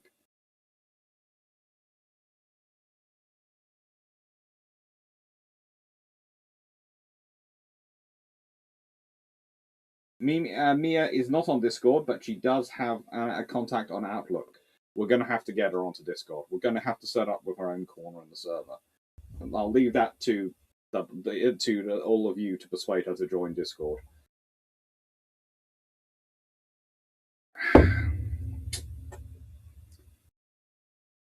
Vision, if you go to visit Little Rock and Sullivan's in Buffalo, I think I can make that trip. Train station and hotels, all 5 minutes walk away. Well, we'll have to see what we can do on that one then.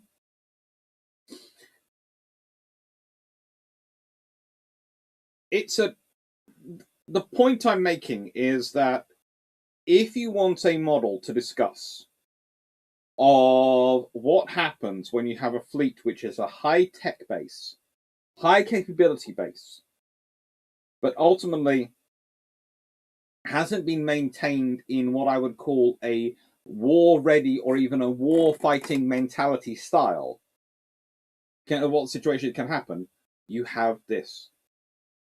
And I contrast it often to the American and the US Navy and the Royal Navy fleets in the interwar years. Because the Royal Navy manages to keep a war-fighting style going by basically allowing its destroyer captain commanders licensed to be absolutely animals.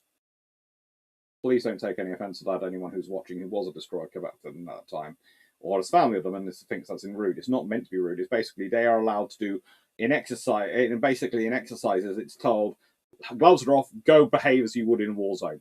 Do it. They have that. That would be very good, Mia. You have my Discord link is down below. Just log in, join, set yourself up with a chat, and we'll set you up with Mia's corner of sci-fi ship discussions.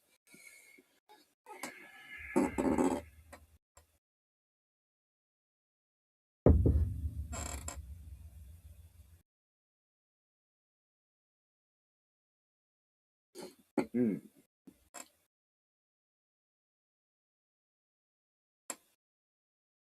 Do a Lord, a sci-fi channel on Discord. Do I need to remind you how concerned you get over Black Ring? That's mainly because that's at the risk of starting a religion. I'm actually getting here is the thing.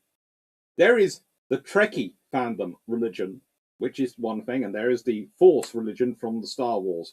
The fact that Blackburn has come up as equivalent, as, according to some people, as becoming an equivalent religion to them is worrying me. Okay, that is a legitimate concern. That is not having a sci-fi discussion channel is not connected to the Blackburn. That's worrying. The point is, the British found a way by using their destroyer commanders, which is why destroyer officers end up, again, who's a destroyer officer who ends up being quite important in World War II? Oh, a guy called Admiral Cunningham, Philip Vian. You find destroyer officers turning up and fighting, quite a lot of major battles are ones from destroyers. Cody85. I now know what my question next month will be, and add a little more for the pot. Thank you. And now you're worrying me.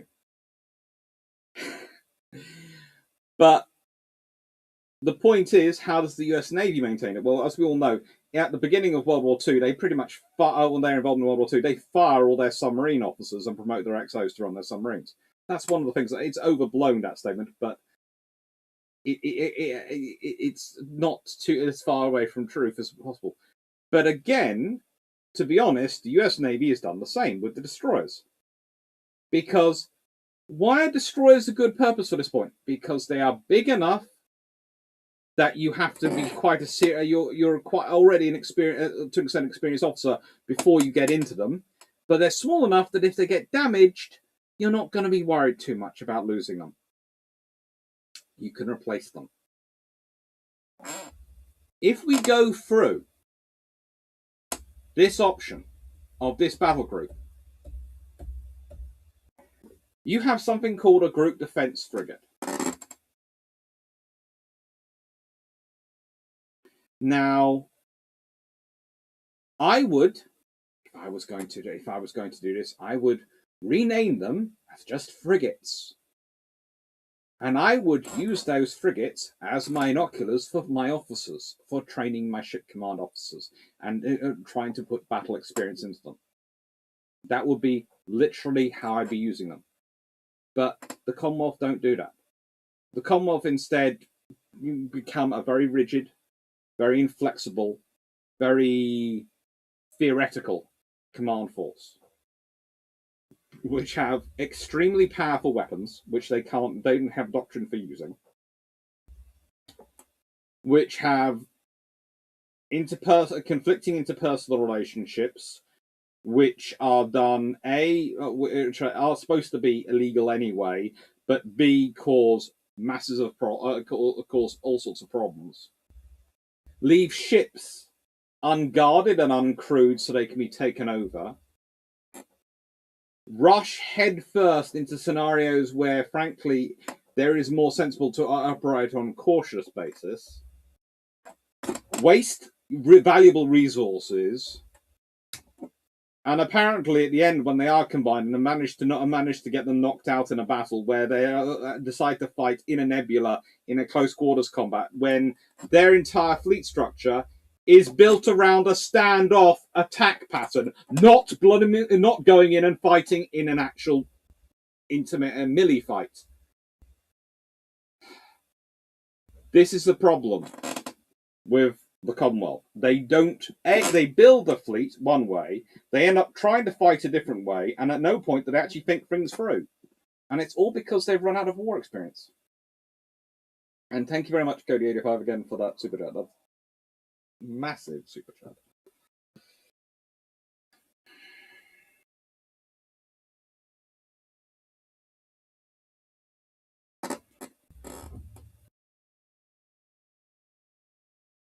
What happened to your submarine captains exercise outside of war? A large number of submarine captains were considered too conservative, too worried about saving their ships and looking after the ships. So a lot of them found themselves either promoted to other positions or fired. And their executive officers were made the commanders. Basically, they had people who'd been in post they felt too long, and so they promoted promoted the good ones, got rid of the bad ones, and promoted the younger officers who were the executive officers up to being command. I am now worried about the number of Blackburn missives going on.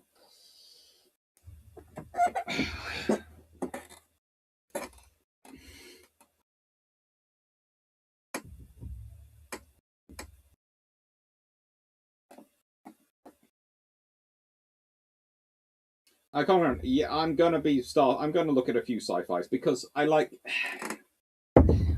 this channel. This channel set up as a naval history channel, but I am also an inveterate geek, and I do like going into sci-fi when I think it serves a purpose of looking at ships and allowing me to discuss points. So I can discuss a lot of things that I had decided. I've been quite brutal about certain policies, which I can be on the system's Commonwealth.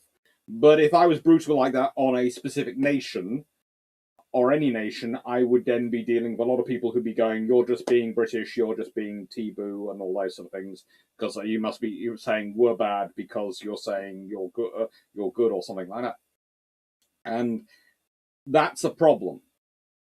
It's not something. I can do that in the realms of a lecture theatre, in a sort of seminar with students, because we can discuss it and it's in that sort of scenario. But the internet doesn't really allow the same level of nuance and sometimes me to play devil's advocate as the seminar room does. That's the point, which is fine, because that's not a problem. That's part of the internet. But I found a way for me to still be able to play devil's advocate and to do these arguments, and it's by using the sci-fi ships. So I can make the discussions and discuss the historical things, but I can do it by bringing in the sci-fi. And that's why I do turn to sci-fi. That's why I turn to UAD, because it gives me points I can examine from. I imagine the GDF slotting in the Type 31 slot. Pretty much.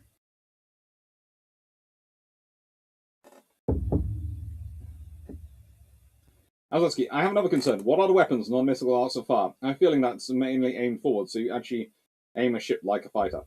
Actually, they do have some coverage, but as said earlier, their coverage goes down a lot less. Isn't 100% by any stretch of the imagination. They depend on their maneuverability and their drones to make it up to 100%, and their defense fighters. But also, there's the fact that when they deploy the battle blades, that protection actually reduces.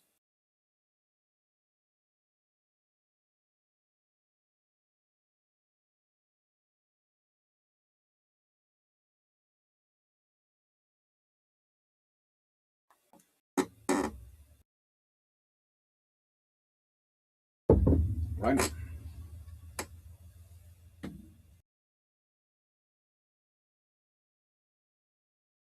The same happened to the RP Elzel. The CO was questionable, and when he got unloaded in Tallinn for an operation, the XO became captain, led the ship all the way to the UK without maps. SciFi provides an external lens which to examine ourselves, social and history. To use a term, it gives us safe space. Yeah, basically, it gives. Well, I wouldn't call it a safe space. I call it a neutral space. It gives us space where we can examine without. It gives us a distance, neutral space that allows us to examine it and examine ourselves without feeling personally impinged. I'm glad you enjoyed the discussion, and I'm glad everyone does seem to have enjoyed it. It's sort of. I knew this was going to be an interesting one, starting off with one which is quite so not not the traditional sci-fis. It's not Star Wars. It's not Star Trek. It's not not even Babylon 5. It's Andromeda. But as I said, it was my favorite because. Oh, actually, no. It's my second favorite. Stargate's probably my favorite, but yeah, Stargate probably just about. But the specific episodes of this do rank in there. But the thing is, these ships, the whole structure of the system Commonwealth is actually far more useful for me as a teaching tool. Because the whole structure allows me to go through it and go, what are the problems? How are you having a problem here? And it allows me to address with students often the point of how do you sustain a warfighting spirit in peace? Right. Take care, everyone. Thank you for watching. We have more lives coming up this week, of course. We have another cruiser class coming out on Tuesday. We have, I think it's a UAD video coming out tomorrow. I think.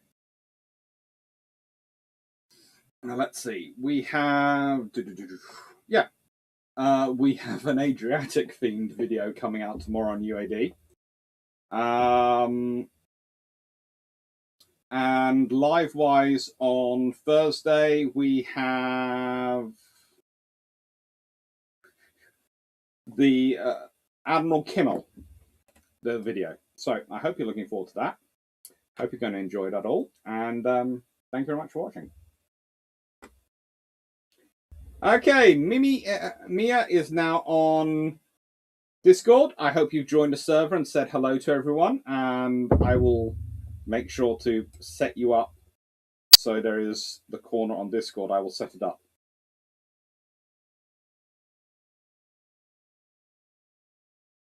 Thank you very much, everyone. Thank you. Take care. Thank you, George Newman. Thank you, Dick Richards. Thank you, Jack Ray. Thank you, Bijan. Thank you, everyone, for watching. Thank you, Anna Paul. Thank you, Mia. And thank you, Glyn, again, for your help.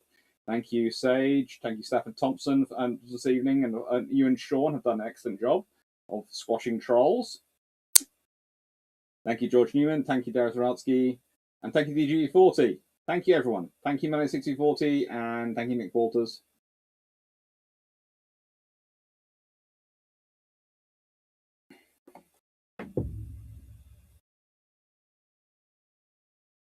Thank you, Cody85, Rapid Razorback. Thank you, Ian Stradling. Oh. Thank you. Well, thank you, everyone. It's been really, really nice. And thank you. I hope you enjoyed it and I hope you found it useful. Thank you, Christopher Ryan, and thank you. Right, I'm going to leave you with the cool picture of the lovely Andromeda Ascendant. But I have to admit, and don't take this wrong way, I did have fun putting this one together. That's a good one, isn't it? Take care, and thank you, and have fun. Bye.